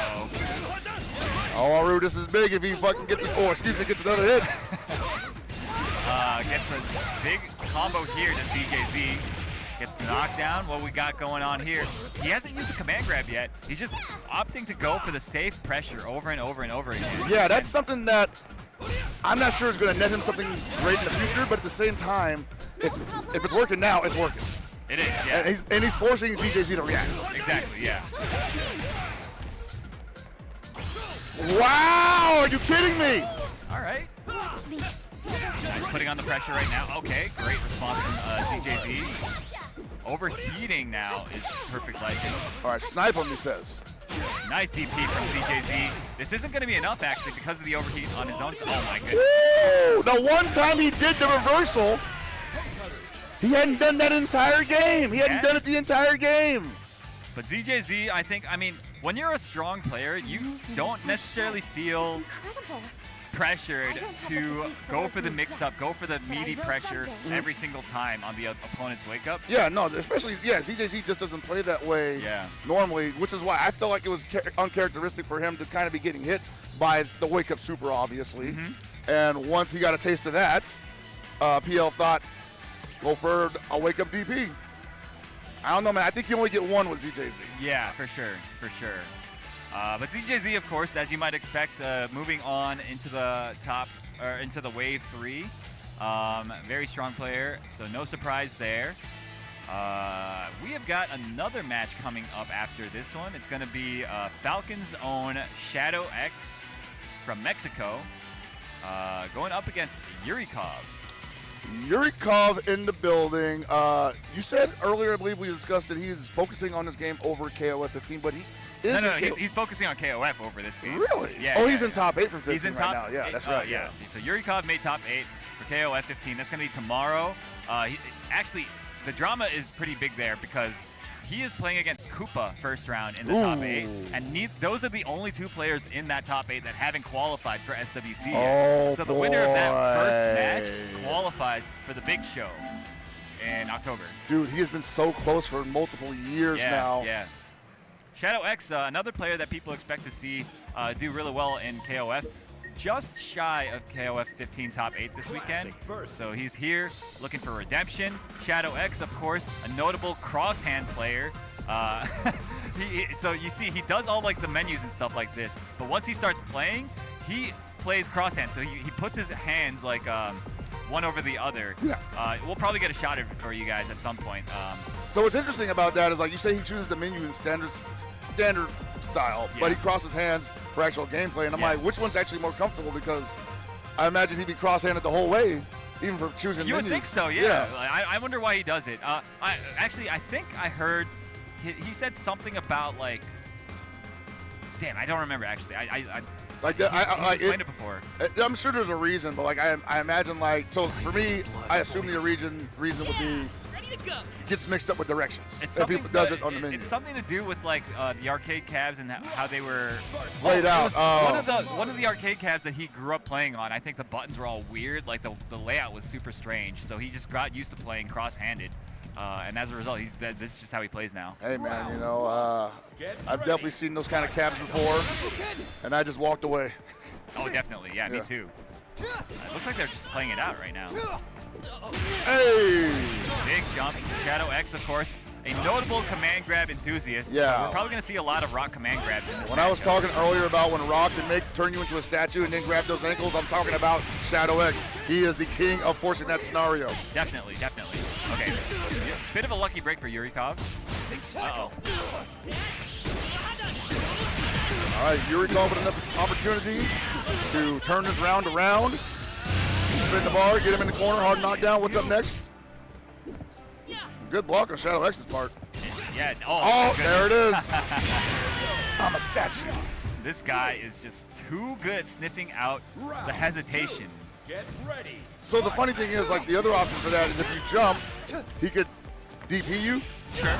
And that would be like DP break. That'd probably be the safest check on it. Trying to check to see if you're going to jump that. But I've never seen him do it. It's always like going for the throw. He just has that 6th sense. That's all I can explain it as, yeah. Ooh. Big damage on the board. Let's see it. Nice, gets the throw. Again, bro, it's always the ankles. Yes, indeed. Shadow X, an easy game on the board for him. Yurikov is going to need to make some adjustments here. Sorry to say. Round 1. Get ready. Fight SPG. All right, Fardy, let's see it. He's been pumping that like it's KOF 15 for an activation attempt. Might as well be when you wild punish though, right? Ooh, that was nice. Using the down 8 to punish. Yeah, Yurikov not looking super comfortable here. Getting back into the corner early. Nice. What a jump check. A? You never see that button. Nah, I didn't even know they had an animation like that. I don't think so. Just a little bit outside for that to hit. You see Yurikov, there we go. I'm looking for that air throw because that's going to be the equalizer against the jump JD attempts. For sure. Oh, wow. Punished the landing, but didn't believe in it. Probably better that he went for the feint castle there rather than a special cancel, because if it didn't hit, he might have been in a lot of trouble. True.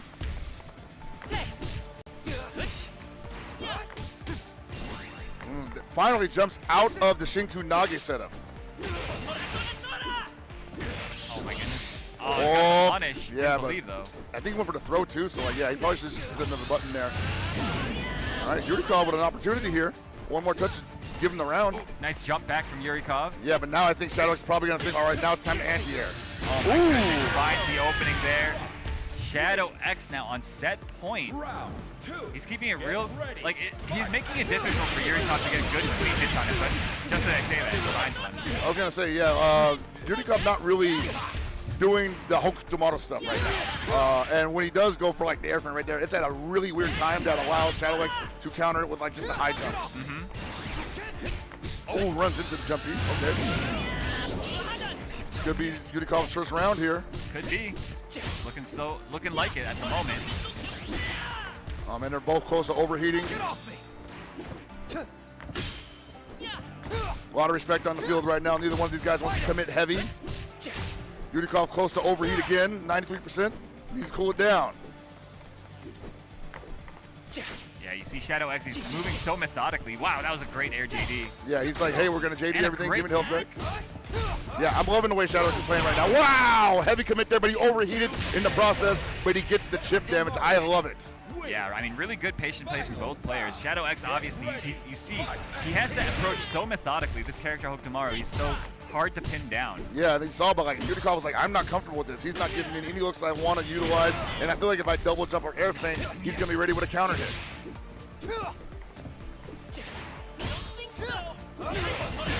Ugh.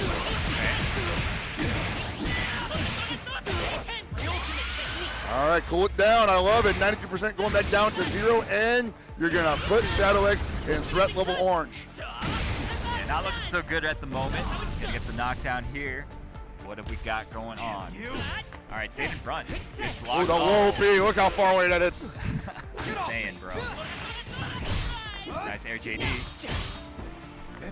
Building back a tiny bit amount of health from those. Oh my I like the attempt there, actually. Yeah. Wait, was that regular replicant or double replicant? I think that was regular. Regular, okay. Yeah, I missed it too. I was like, huh. I think the double would have ate the shuriken, but then again, it was a slow shuriken, so it might have just gone underneath it still. Yeah, exactly. I was thinking that might also be the case. Woo! All right. 3-hour block, man. What do you think? I think I am a little bit hungry. So Oh, yeah. I'm feeling it. I'm sure I will go visit the Chipotle, take the Chipotle bus, and buy some Chipotle. And I might join you in that. Get some nice meat. Chipotle in my Chipotle stomach. Oh, yeah. Chipotle. Oh, nice. Good air-to-air from Shadow X. All right, Shadow X kind of lost control of that at the end there, but at the same time, Yudikov playing that perfectly, like allowing himself to really stretch out and force Shadow X to take some risk. Instead of outplaying him. Oh my wow. goodness. The big jump over the 2C attempt. Sometimes that's all you need. Yeah, man. Wow, good match from Yurikov.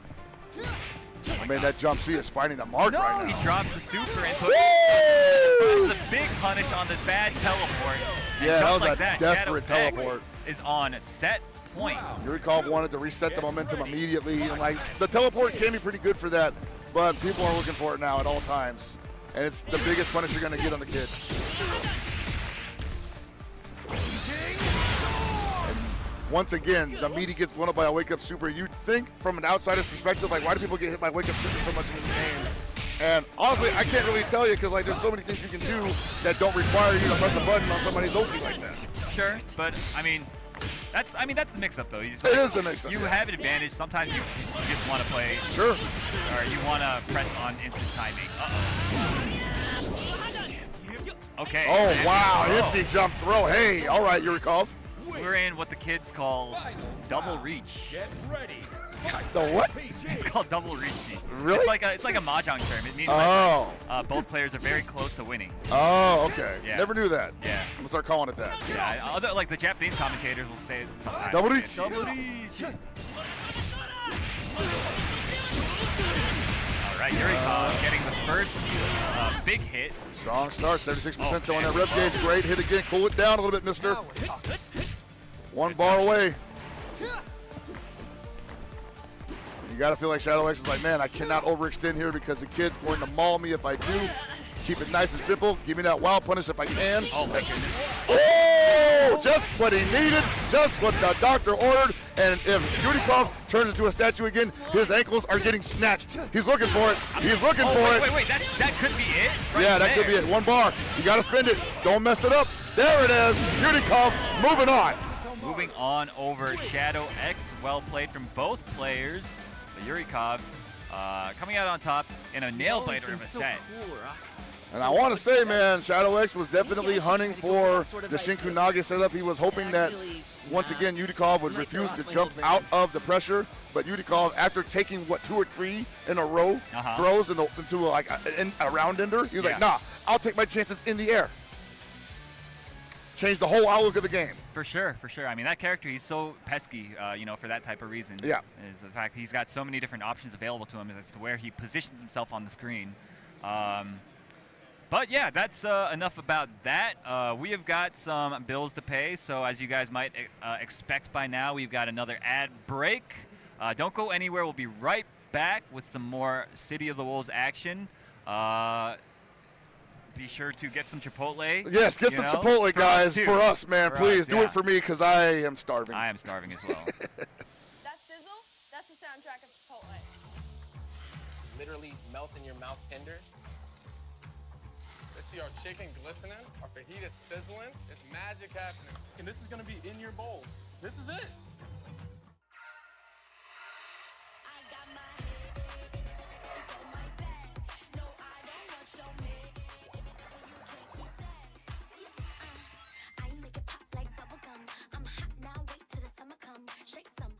I won PlayStation's Road to Evo and went head-to-head with Arslan Ash. I won PlayStation Road to Evo and battle against Sonic Fox. I have never seen that in my life. To compete on PS5, choose your game, find PlayStation tournaments, and register. It's that easy. Sign up for PlayStation tournaments for opportunities to win unique prizes and much more. PlayStation. Whether it's sunglasses outside, blue light glasses inside, or night driving lenses in the dark, Zenni has affordable eyewear for everyone. Get 10% off at Zenni.com.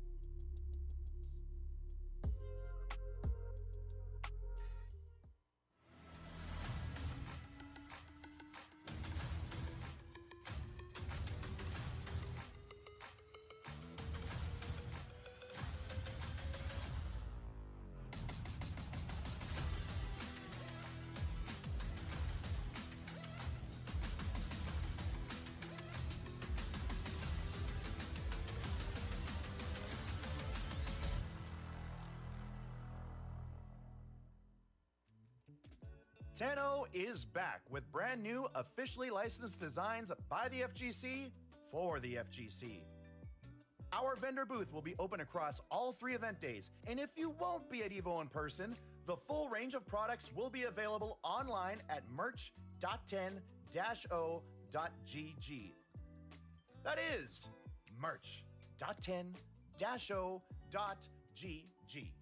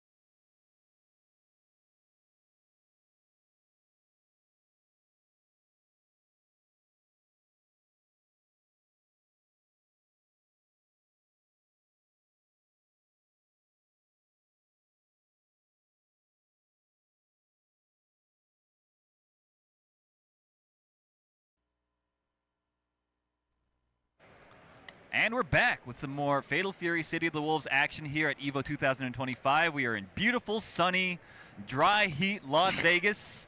I'm feeling it, bro. Like I had some moisturizer on my hand 2 seconds ago, and it's already dry again. Oh, yeah, it is. I go out there for a smoke every once in a while, and it is punishing, let me tell you. Even when I'm in the shade, you can feel it real bad. Absolutely, absolutely. Yeah, so, we got another really good match lined up for you guys. We've got Masao out of Japan, a very strong Billy player that we saw most recently make a splash at CEO, coming just shy of qualifying for the EWC there. Yes. And we've got Rockland Kyo out of Colombia. Everybody that's been following KOF knows this guy is an incredible player. That's my Shune, bro, man. His Shune was incredible. Now I guess he plays Botara. I've never seen him play this game, but I'm sure he's good if he's here in the winners qualifier against Masao. And Masao with the back dash, heavy punish, man. That is most certainly not how Rockland's Kyo wanted to start out the game. But hey, plenty of time to make an adjustment, come back, you're an SPG. And he's already finding hits, puts Masao out of SPG. The Red Bull is again with the back dash, down C punish. Really well that played. might be pretty good for Masao. Yeah, I mean, this is looking like round. All right. I mean, as confident as he was at making that happen, I'd be kind of gun shy if I'm Rockland Kyo, because those are some pretty mundane approaches he was making that got wild punished. Definitely.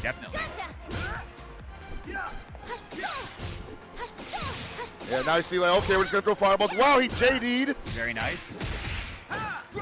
Almost like he JD'd both of those because I feel like he landed on the fireball. Dive kick. Nothing behind it, though, because I don't think he can cancel. Unless he's an SPG, he would have never canceled. Unfortunate. Gets a big punish. I actually could have gotten more, I'm pretty sure. He's getting a lot of dive kicks, but again, like you said, not that much behind him. Right. You need to be an SPG in order to rev excel beyond that. And out of SPG you go, so that is no longer available. Dude, he's just getting lit up by these half-screen down Bs that Billy has available. Normal attacks. Oh, yes. Oh, no wild punish there. That could have been a follow-up otherwise. And down goes Rockman Kyo. I wonder if we see a character switch, because I got to say the Hotaru seemed mad ineffective. He's just not able to get in range to threaten at all. That down B is just pestering him. I feel like he needs to hop it maybe a tiny bit more. Yeah, but Masao showing that he's looking for that anti-air also. Sure. And he's doing the back dash down C. He's like, hey, that's going to anti-air or it's going to wild punish. Whoa. The overhead auto combo. All right, runs in, back throw. Nice, gets the command grab. Trying not to spend too much rev gauge there, wants to hold on to the resources. I feel like he should probably only go in when he has a fireball that he's chasing. I think so too. He's kind of running in naked there, and it's just not intimidating. He's getting his ankles blessed by that down B. Yeah. Woo! As you say it, deep in the kneecaps. Yes, sir. Masao now on set point. And there's the fireball, but he backs off of it, so I don't know if he's comfortable running in after the fireball. He's even doing the faster version of it. Yeah, he's just trying to poke. Nice. Yeah, he's getting a lot of mileage out of these fireballs. I feel like he should continue throwing them. Yeah, I mean, up close, you probably should do the faster fireball. At full range, do the slow fireball, dash in behind it. And this is working out right now, but throws him out of the corner. I don't know about that one, Chief. Oh, big jump over the command grab. Okay, yeah, all right. And how is Masao only at 44% rev? I'm saying, oh my god, a big jump over the fireball, getting a little bit too predictable, I guess.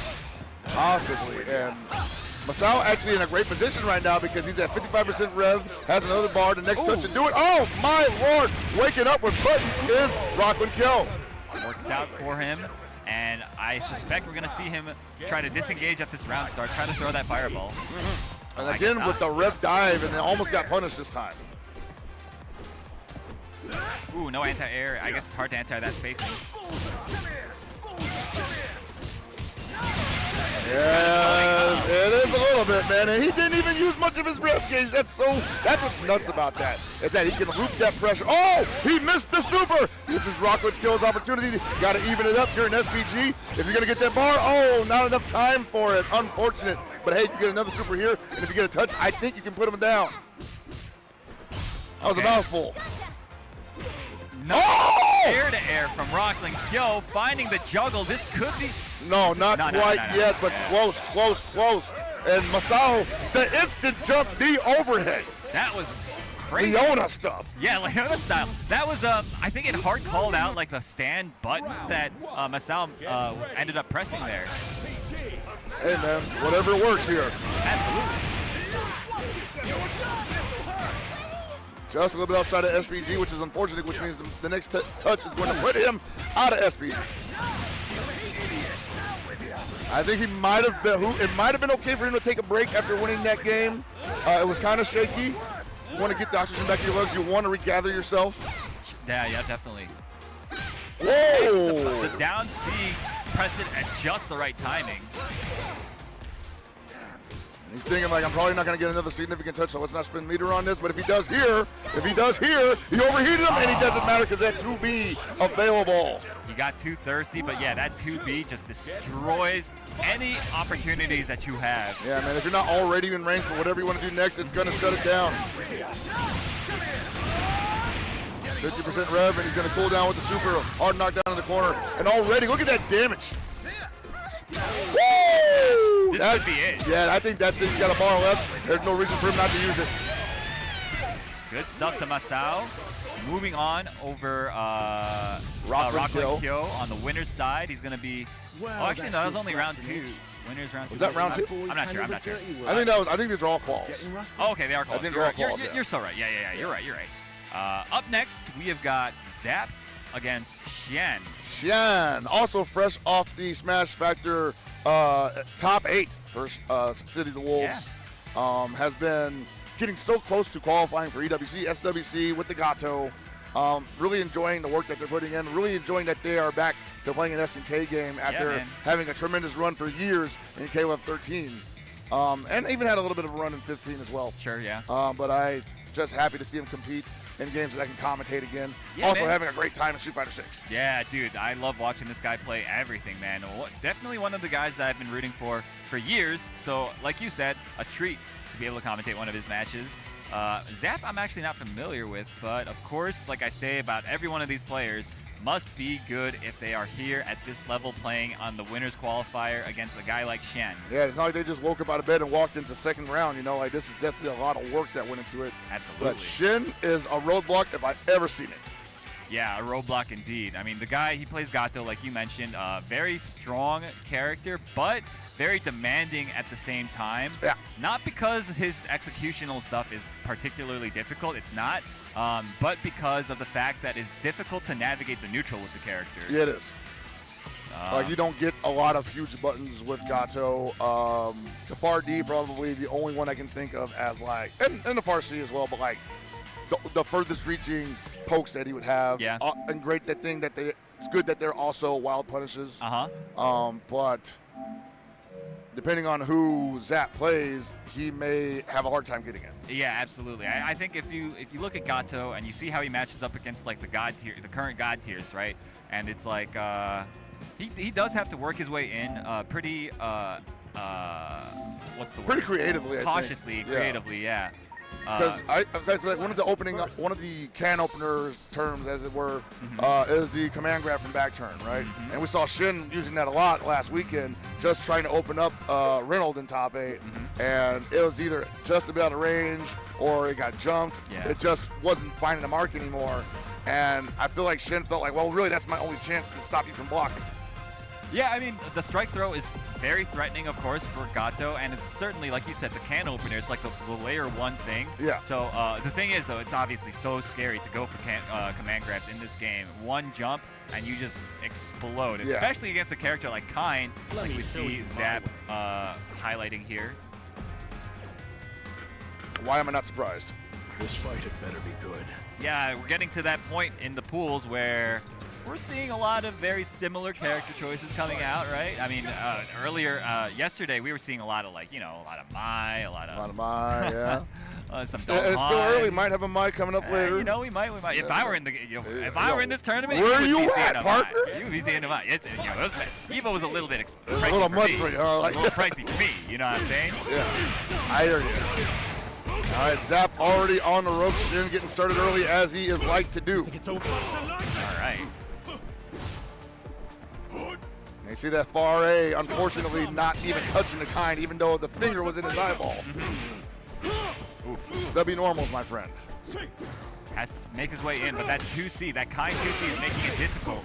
At least make it fun. Fox is wrong. All right, yeah, sometimes you just got to do it. Okay. Yeah, he's trying to throw out the... Okay, big punish on that. I'm surprised he didn't cancel into the... Maybe he wanted to, just wasn't charging enough. Could be.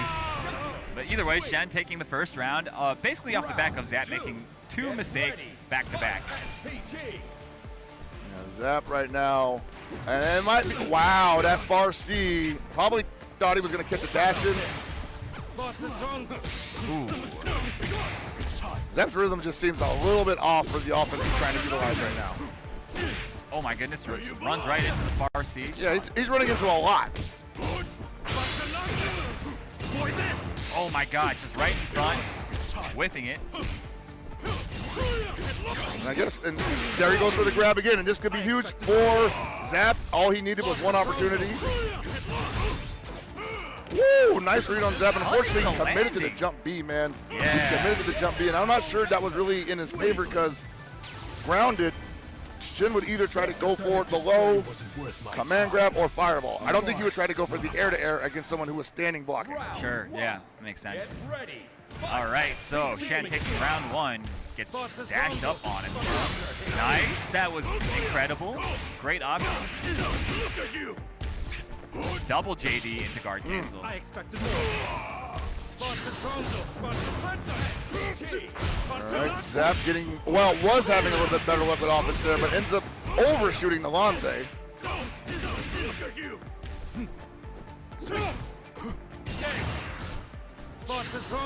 Oh my goodness. 6B, baby. That hit so late. Yeah, able to combo, get all of this off of it. Beautifully done. Everything coming at Shin right now. Yeah, Shen on set point now. One more is going to do it like you said, and I don't see anything from Zap that's going to turn it around here. Shin's going to make a huge mistake, and then Zap's going to capitalize. That's not happening, though. Shin is playing perfectly. Yeah, leaving very few gaps. Whoa, hey! Serious? Damn, bro! Oh, no! He said he wanted the Lanze out of there. Psych! Nice rev guard from Zap. I'm surprised he didn't cancel into the super there. Like, you really just almost, you want to dial it in. Especially in this situation where the life is this low for him. Yeah, just finish it off quick. Feel like Shin's playing with his food a little bit much here. Oh, there it is. Looking for the sweep as Zap eats the hop C. Beautifully done by Shen. All the way out here from Singapore. He's been traveling quite a bit recently, both for this game and Street Fighter 6. Is right. And I don't always know what he's up to, but I feel like there was a period of time where he kind of took a step back and was maybe not competing as much, but as of recently, he has been all over the place, like you said, for both games. And I'm just really happy to see him out again. Yeah, likewise.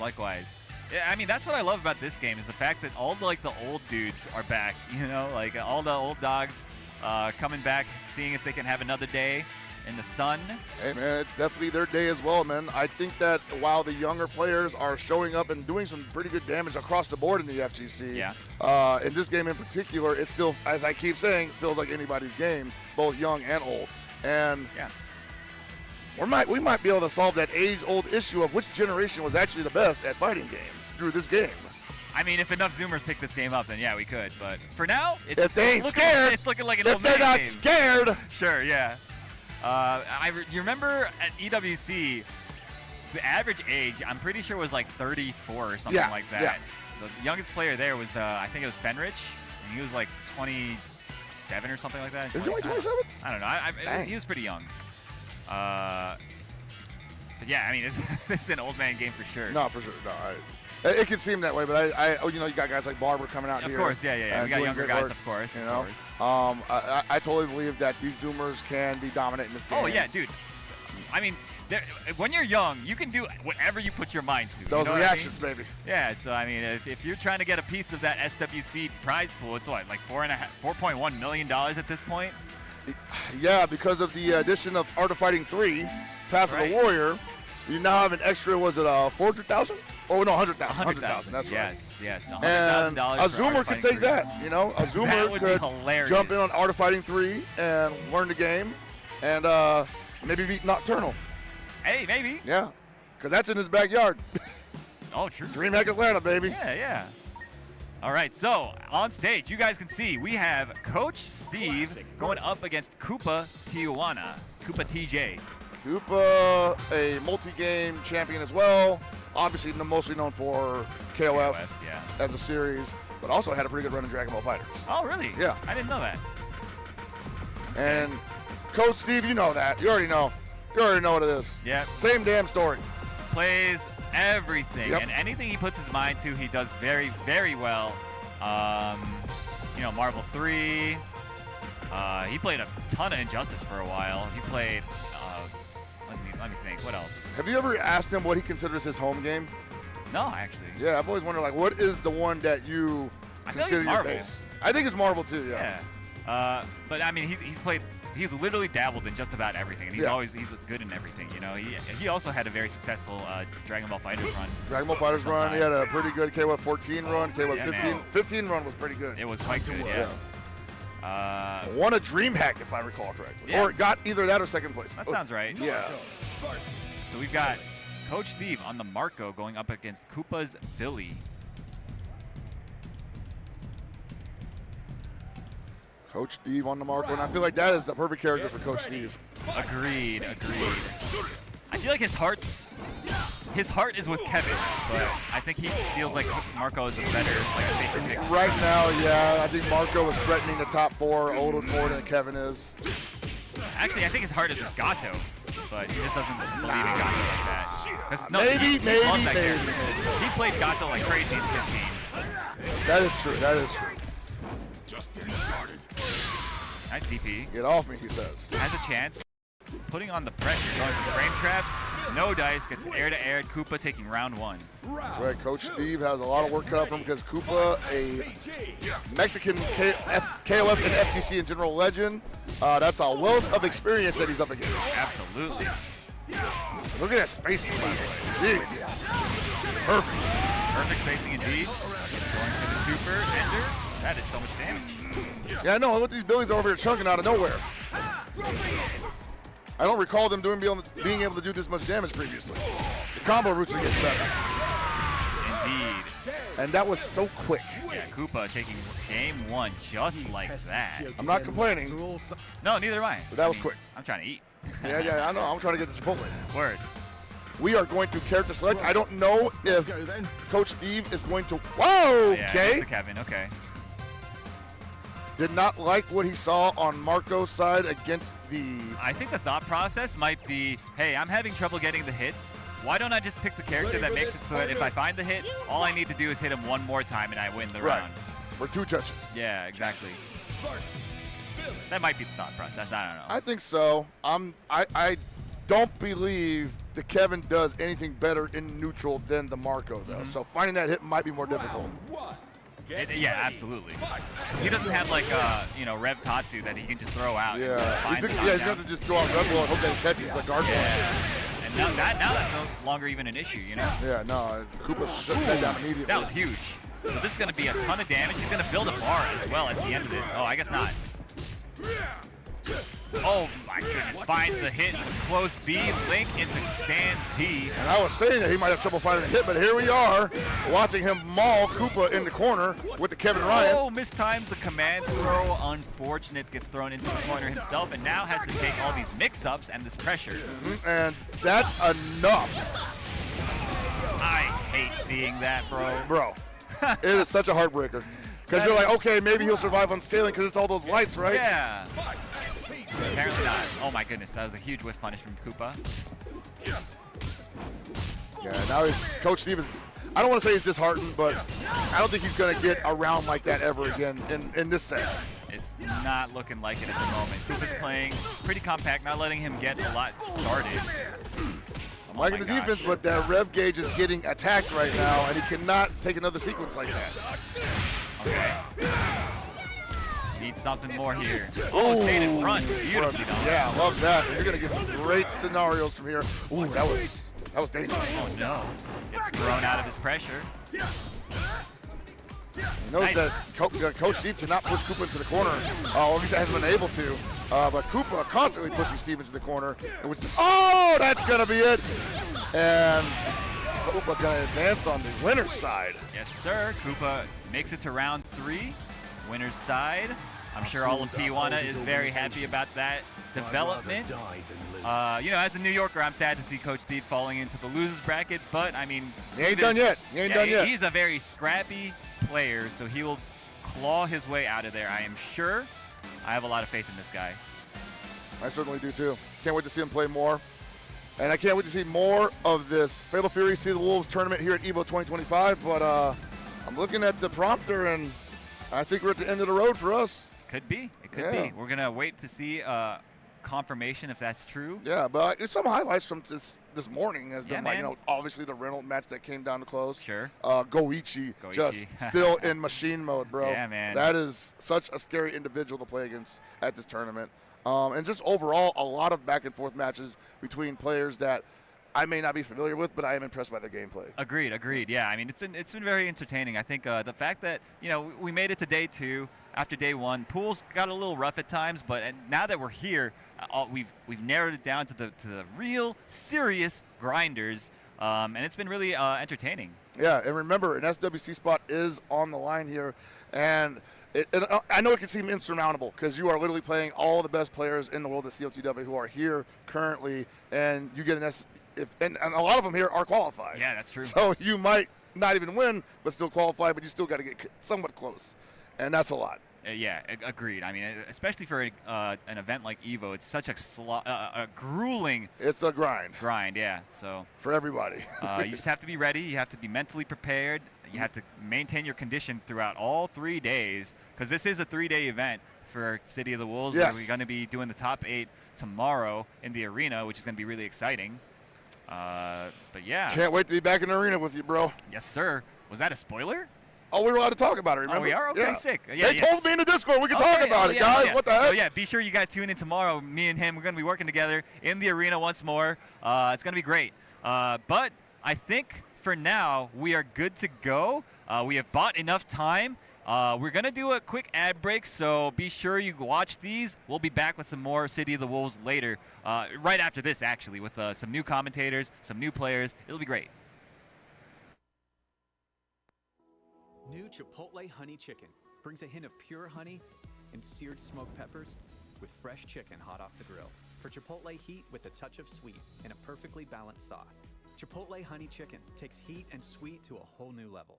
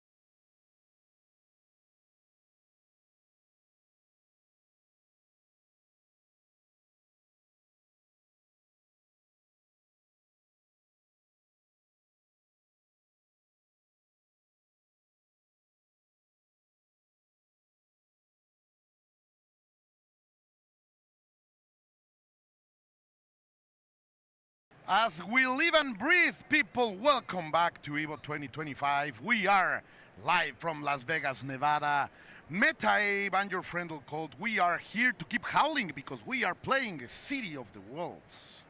I don't know about howling, Colt, but I want to bark, bro. Oh, yeah, on bite.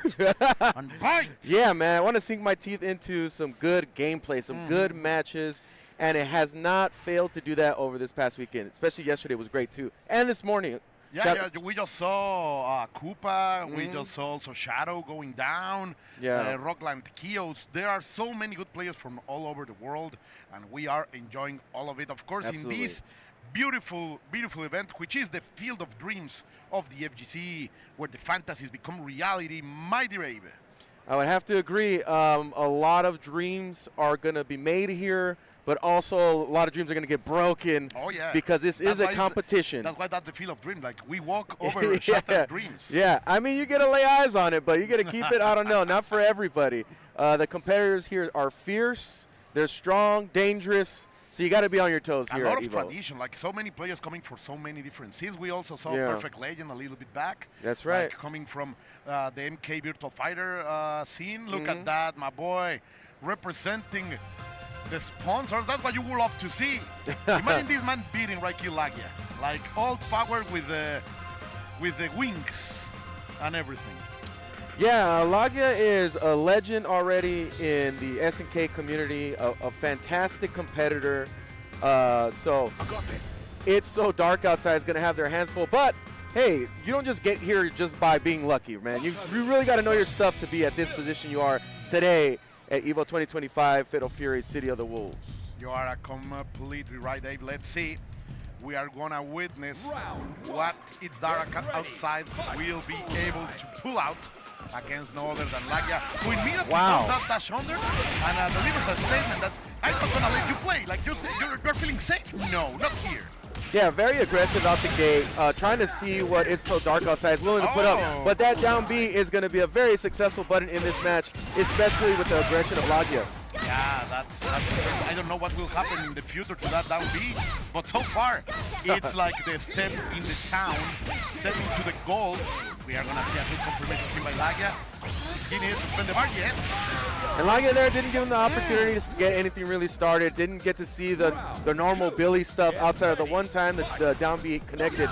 And again, the aggressive opening jump in from Lagia, you know, really have to close the distance with Otaru too, so I understand the aggressiveness. Yeah, he needs to be closing the distance, that's for sure. Te quiere cerquita, cachete con cachete, pechito con pechito, as It's So Dark Outside is trying to indeed bring the darkness over to Lagia, who was a warrior of light. He's fighting for himself, looking for the crystals and landing the big damage. Lagia is looking really comfortable in the box there, willing to box it out right in front of a situation where usually Billy is the scariest character in the game. But look at this, willing to challenge there too with the reversal as well. Lagia seems ready to try whatever it takes to get this W. Close, but a bad punish here. Yeah, the down C normally is a great starter for Hotaru, but right now a little bit out of range. It's Dark Outside has the chance to play. Very interesting that he's wailing his SPG on the last part of the bar. So that will allow him to do something in just a few seconds when the overheat is done. Yeah. Go for the SPG. I don't care. And It's So Dark Outside doesn't really have to commit too much in this. Almost getting the guard front. Yeah. So it was a very dangerous situation. Not a lot of options from that range for Lagia to maybe make something happen, especially with the guard gauge being so low and being overheat. Overheat, it was somewhat of a changed situation. Yeah. But look at that, the counter hit, it's gonna deliver a lot of damage right here. The wild punch is being able to capitalize by Lagia, who spends 1 bar for the ignition gear and delivers 60% damage more or less. Ooh, we're running the parade there. Yeah, and Lagia's showing a different side of approaching this matchup. The aggressiveness here is something that maybe Billy players aren't really too used to. And the willingness to use the system and the guard cancel to do reversals and just raw do it. Lagia is looking to impose their strategy, and there's a different look in the aerial techniques there from Lagia. Yeah, man, like changing that arc, like the falling time, it's always so important. Of course, that catch, it's Dark Outside out of the balance. This is gonna be enough. That's Lagia taking game number 1, but it's very close, man. Like, his Dark Outside is really bringing the battle towards Lagia, and of course, shout outs to that impeccable hair. That's commitment in a man. Look at that. Oh yeah, man. The T levels are out of control. It's a very healthy hair there. Get ready. Fight. Let's see. Yeah, I think the only difference is here that would really change some stuff up here for It's So Dark Outside is maybe not give up a lot of those jump-ins that Lagi is so ready to challenge and get a full combo for. Because that really changed a lot of the game twice at least. You're right. And look at that. Now like Dark Outside is bringing the battle to it. Oh, nice opening. Sadly unable to confirm and the grab cancel. Excellent execution over there by Lagia. This game, it's such a canvas for fantastic moments and gameplay executions. I can't wait for the operation of players to use these tools to their maximum potential. Look at how he's playing footsies here in zoning. He's like really trying to engage that far C distance. And it's so dark outside as he's so much of the rev art meter that's very close to getting overheat. So gotta be careful, we're gonna get an opportunity. Gets a knockdown, chases down, smelling blood in the water. It's so dark outside having a run right now. But Lagia converts right back. And it's going to be able to kill right here. No, he decided not to spend anything. He is overheated. The Dark Outside in perfect position, but Lagia with one far D challenges the footsies and gets the confirm. That's the difference between good and great, bro. Yes, and those opportunities don't present themselves all the time, but when Lagia has been offered that, he definitely takes it off the plate and shown the competency to be able to pull those off and execute. Yeah, my brother, as we are getting forward, the ignition gear is here for the Dark Outside. Then the neutral jump, I love it. Look at the damage, the SPG is almost done. That's very important right now for his Dark Outside, who keeps the aggression. Oh, Lagia fights his way out, but his Dark Outside is defending on the offense now. Oh, no. what a big draw. miss. Not able to recover in time for a punish there. I do like It's Dark Outside is offering different looks to Lagia here to maybe change up the strategy a little bit and throw off Lagia's timing. Oh, it pays off. Gets a knockdown. Not enough meter quite yet. But now Billy is dangerous. You have to super reversal there. Yes, exactly. And now Lagia's back in the action. Gets the corner pressure. Going to read something here. Gets a full jump in. That's going to be. He got the chance. No, what a way to go down. He's Dark Outside. He had everything to win. But Lagia, I told you, separating the cream of the crop, the good from great, is able to steal even that round, not dropping a chance for It's Dark Outside, who will have to find a light to get out of that tunnel. Terrible dad jokes. Sorry. Yeah, I think It's So Dark Outside had a really good showing. They were very capable players. There was just like really key moments that the ability of Lagia really shine that most other people aren't doing, right? We saw the guard cancels getting represented. We saw really interesting spacing coming in and out of that far C range. And it was very entertaining, man. So shout outs to It's So Dark Outside. And right now we are going to the Chipotle Extra match. Remember, Chipotle Extra matches are back this year to see more games like this one. Additional matches will be streamed Friday and Saturday, offering a chance to catch matches that might be unseen. All thank you to Chipotle and the spicy seed of the wolves that we are here to execute. And literally thrown onto the grill here in the Geese Tower stage. You know, we're prepared here in City of the Wolves to get that extra match. Juices versus Terrence. Marco, potentially the kind of character that will end these matches very quickly. So we'll see how that goes. Terrence is being very successful so far with Hotaru at the moment. Yeah, man. Deliver extra down. But Marco, you know, like, you want that set, you want to find that knockdown in order for Marco to start. Oh, he had the trust in himself to do the dash into the C, but unable to confirm. Now, you have to play Marco. Now, this is what you wanted. The confirm is there. Hard the damage knockdown. is done. Overhead. Oh, big bait. Didn't want to deal with any of that mix-ups and committed to a reversal. But Juices is going to ring that one out. I love the juicy gameplay here from Marco, bro. Oh, yeah, man. It's like that succulent chicken on the grill. It's yeah, that's for sure. Extra meat. And you're saying that look at all those extra whack they place their combos with all that resources being spent over there, getting the bar really green. Oh, what a hit confirm there. I like it from the fireball into the level 1. Like that's, you are trustworthy when you land one of those. No confirmation on that far C, but I like how Terrence is, again, giving different looks to Juices. Even if it doesn't hit, it gives him opportunity to envelope the mental stack there. The red blow just to skip Oh no, the big punish on the whiff throw. I like the half shimmy right there. Standing shimmy for you. And the punish is done 50%, he's gone. Oh, Great wow. chase with the command grab out of the roll. I love what Terrence is going to show us right now. Even spicing things up with the hidden gear, el oculto, el secreto, my dear Meta-Abe. There were absolutely no breaks on that round. You know, we full throttle, full speed there for Terrence, and really looked convincing as far as being the better player at adapting in those situations. I'm just going to criticize Terrence for not playing Terry. Like, that name, come on. It was Destiny, but, you know, I guess you diverted it. No, I like a man that is fighting against Destiny. That's all right, all right. A struggler right here. Shout out to my Berserk fans. Hey. All right, finally, Terrence hits the mark there, out of the mix-up. Doesn't have to deal with that dangerous opportunity there for Juices. Ooh, the empty jump. 2 times in a row, Terrence has been able to read the rolls out of Juices, so I think he's feeling the pressure right now, but he wants to fight his way out of that oppression session. Let's see if he can do it. And Juices always has a problem. Always has an opportunity here. Wow, that's not... Okay, I was going to go. I was going to say, Marco always has an opportunity to take the match back. It just requires one knockdown, and it's game on. So this is a high-tension type of match for players playing against Marco here. Let's see, great break into the grab. Terrence is feeling a little bit too comfortable after such a magnificent win in the last game. Right now, little by little, making the approach, covering with the fireballs. Going forward, the command grab canceled. You are going to spend some heat, but it's well worth it.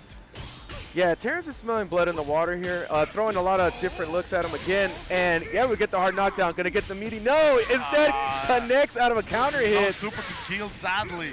But we got the mix going. Doesn't go for the reversal. Juices uses the guard cancel. The system is your friend, Juices. Juices puts one on the board there. I like it. Like bringing us up to game number 3 here on the Chipotle Extra match. Extra whack on this extra match, my dear. Oh, but you also get the ASMR. You get the sizzling sounds of the fire in the back. We're in the grill here, and Juices take some damage there from Terrence. Oh, the pressure is on. 1, 2, 3, get away from me. He doesn't want to know anything about this young girl. The grown-up man is... Keep your distance. Keeping his distance as he should. Yeah. I want to play from out here. You know what? He's looking for that rev arc here to connect and start the offense. But puts himself in the corner here. And Terrence, oh no, a reversal right back. We're not going to give those for free. Terrence is fighting for an opportunity to get this back and get control. Look at the difference of the situation. Terrence was feeling himself so much in that game number 1, and now he's hesitating about everything. Those backdashes are not going to give anything. And all of that real estate being worn by Juices, who now has the corner, goes for the DRT overhead. Sadly, not a kill, but almost there. No, the wrong choice. When you commit to a strike throw, you leave the opening for potential massive punish there, and Terrence momentum swing there. I hope he comes back to show us what he was displaying. Ooh, the red blow to hit. I really love the back and forth here between these two players. This has been a very entertaining match. Good match. Oh, the Cloaken is not hitting. Another one trying from to find downtown. some approach. Like I think he's trying to read a little bit too much into it. Yeah, I think that getting those EX tokens were a bit of a reach there, and putting Juices in a bad situation. And the hesitation, Terrence has been able to take that every single time and going to be able to close this out. So, Terrence, here going up. Check your back, old man. En la asiática. Breaking some bones. Making this old man remember his age. And Terrence, in the end, is able to stand his ground and take the burrito extra match. Sorry, the Chipotle extra match. I am hungry. Sorry, guys. The Chipotle Toss a burrito. Let's go. Let's get it over here. To keep alive in the winner's bracket right here, right now. You'll love to see it. Thanks, Chipotle, for showing us that match. Yeah, thank you so much. We don't want to miss any of the action here, whether it's regular matches or extra meaty matches. We're excited to bring all the action for Fatal Fury City of the Wolves here. Tasty. Like, that's what I want. Succulent. That's why succulent matches, yeah. A succulent meal? At some point, we're going to need it. Yeah. Oh, this is Dill Nanan. Dill Dil Nanan. Sorry, guys. A little bit of... Dil Nanan. Oh, this is... Dil Nyan. Dil Nyan. Going for the Nyan Cat Law gameplay. Controlling everything with the ambitions of no other than Cain. And so far, bringing the war into Paco, who is into a big problem already. Oh, no. You thought you could move, you thought you could press a button, and, you know, Cain was there ready to do more damage. And it doesn't end here, folks. There's more to this. Wow. The damage from Cain, man, like he can do everything. He can mix you up. He can play, of course, the far spacing game. And Paco says everything is fine. Let's go. Let's run it back into it. Of course, he throws the big last match. Paco against the floor was able to rise up as a possessed man. Let's see if he can keep up with that momentum. Because already Dillian has shown us that he is very dangerous. Yeah, once Paco gets the offense going, it seems to be a pretty lights out situation. I mean, he's also able to get good reads. This Oki is also very strong.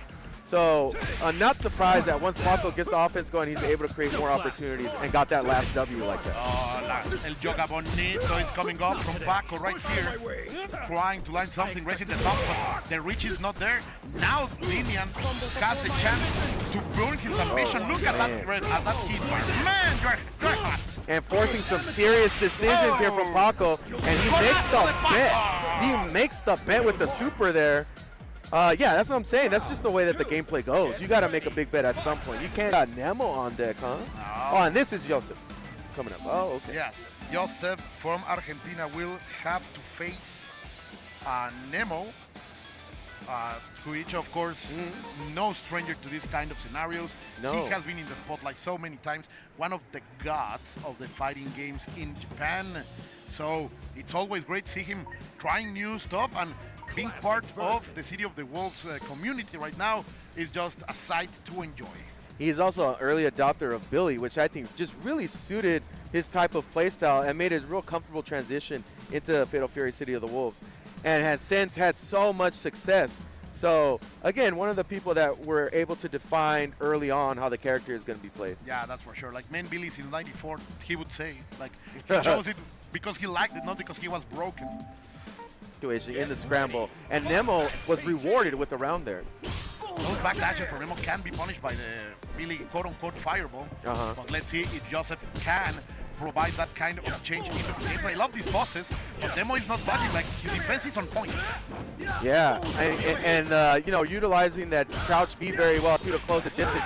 This range right here is very key for both players in this mirror match, and I really like how Nemo's contesting it with the crouch B there. Yeah, the crouching B, such a blessed button right now. Let's see, nice, and it does defense, and then the guard cancel. Joseph places himself in overkill, but he's gonna get some of that back right now after that little one. Right back at you. Nah, this is the problem. Still has a meter on deck to get a reversal, but gets a convenient 4C and converts for the knockdown. Nemo knows that. Once again! Nemo knows that he... Oh, I like the attempt, though. Yeah, that's risky. That's the kind of bold play that you need right now. Exactly. Ball play is a good way to do it. Oh, no, but the strike throw from Nemo, he's so good at employing that strategy, and it's paying off here. No expenses. The SPG is here for Klaus Under. Oh, no punish. That was the big chance for Joseph. No mistakes allowed so far. If Joseph wants to take this back, this is point match here for Nemo. Looking to close it out. No confirmation there. And hyper defense were there coming out of it. Beautiful just defense by the Japanese player. The god is showing his divinity. Oh, what a challenge. Oh, no, what unfortunate that was. Indeed, there is divine intervention happening here. He still has 1 meter, though. He's still in the game. He's still opportunity. Can Joseph make something happen? That's checkmate. It was checkmate. The only thing he could have done was super bet. But look at that, the smiles over there, sharing the passion, sharing the love for this beautiful game, all the way from Argentina, desde el hemisferio sur hasta acá. Much love, mucho amor a nuestros hermanos. Yeah, and showing a pretty high-level skill set there for Joseph. Unfortunately, a few execution errors led to the momentum switching over to Nemo. And, you know, Nemo is such a masterful player, and it just opened up the game for him. He got in close, got a few strike throw baits, and pretty much closed out the match like that. Yeah, he will still be... So where we going, old man? A hotbed for demons. The entertainment district. We've killed off anyone who's ever crossed us. Anyone who's ever slighted us. We're going to slash through your gullets. Just like we did to all who came before you.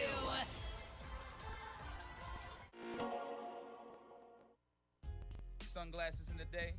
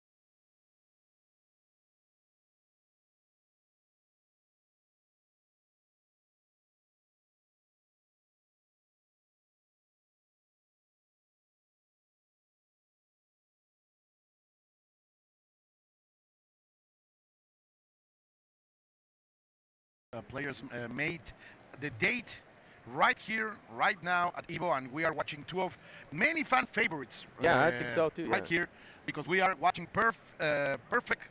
Sorry, what? See perfectly.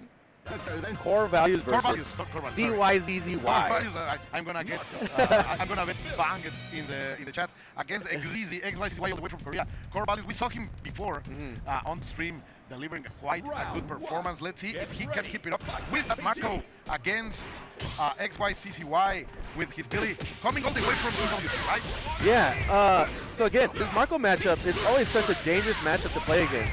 Now, ZYZZY, Zizzy, I'll just call for now, definitely has the character to control a lot of the neutral and not allow Marco to get those advantages from getting the knockdown.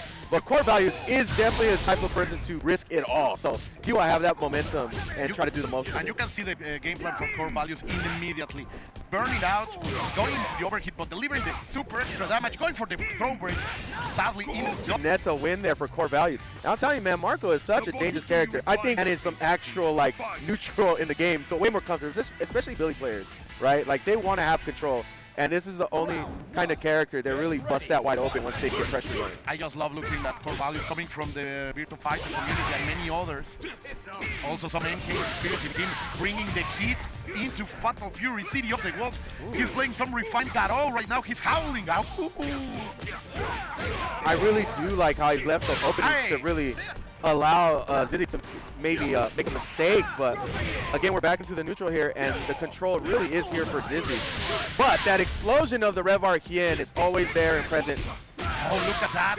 Really making the best keep up the offense, but he's gonna be hit. There is a match point for Core Values. Also very, very optimal there, not burning that meter, still holding on to it in the next round.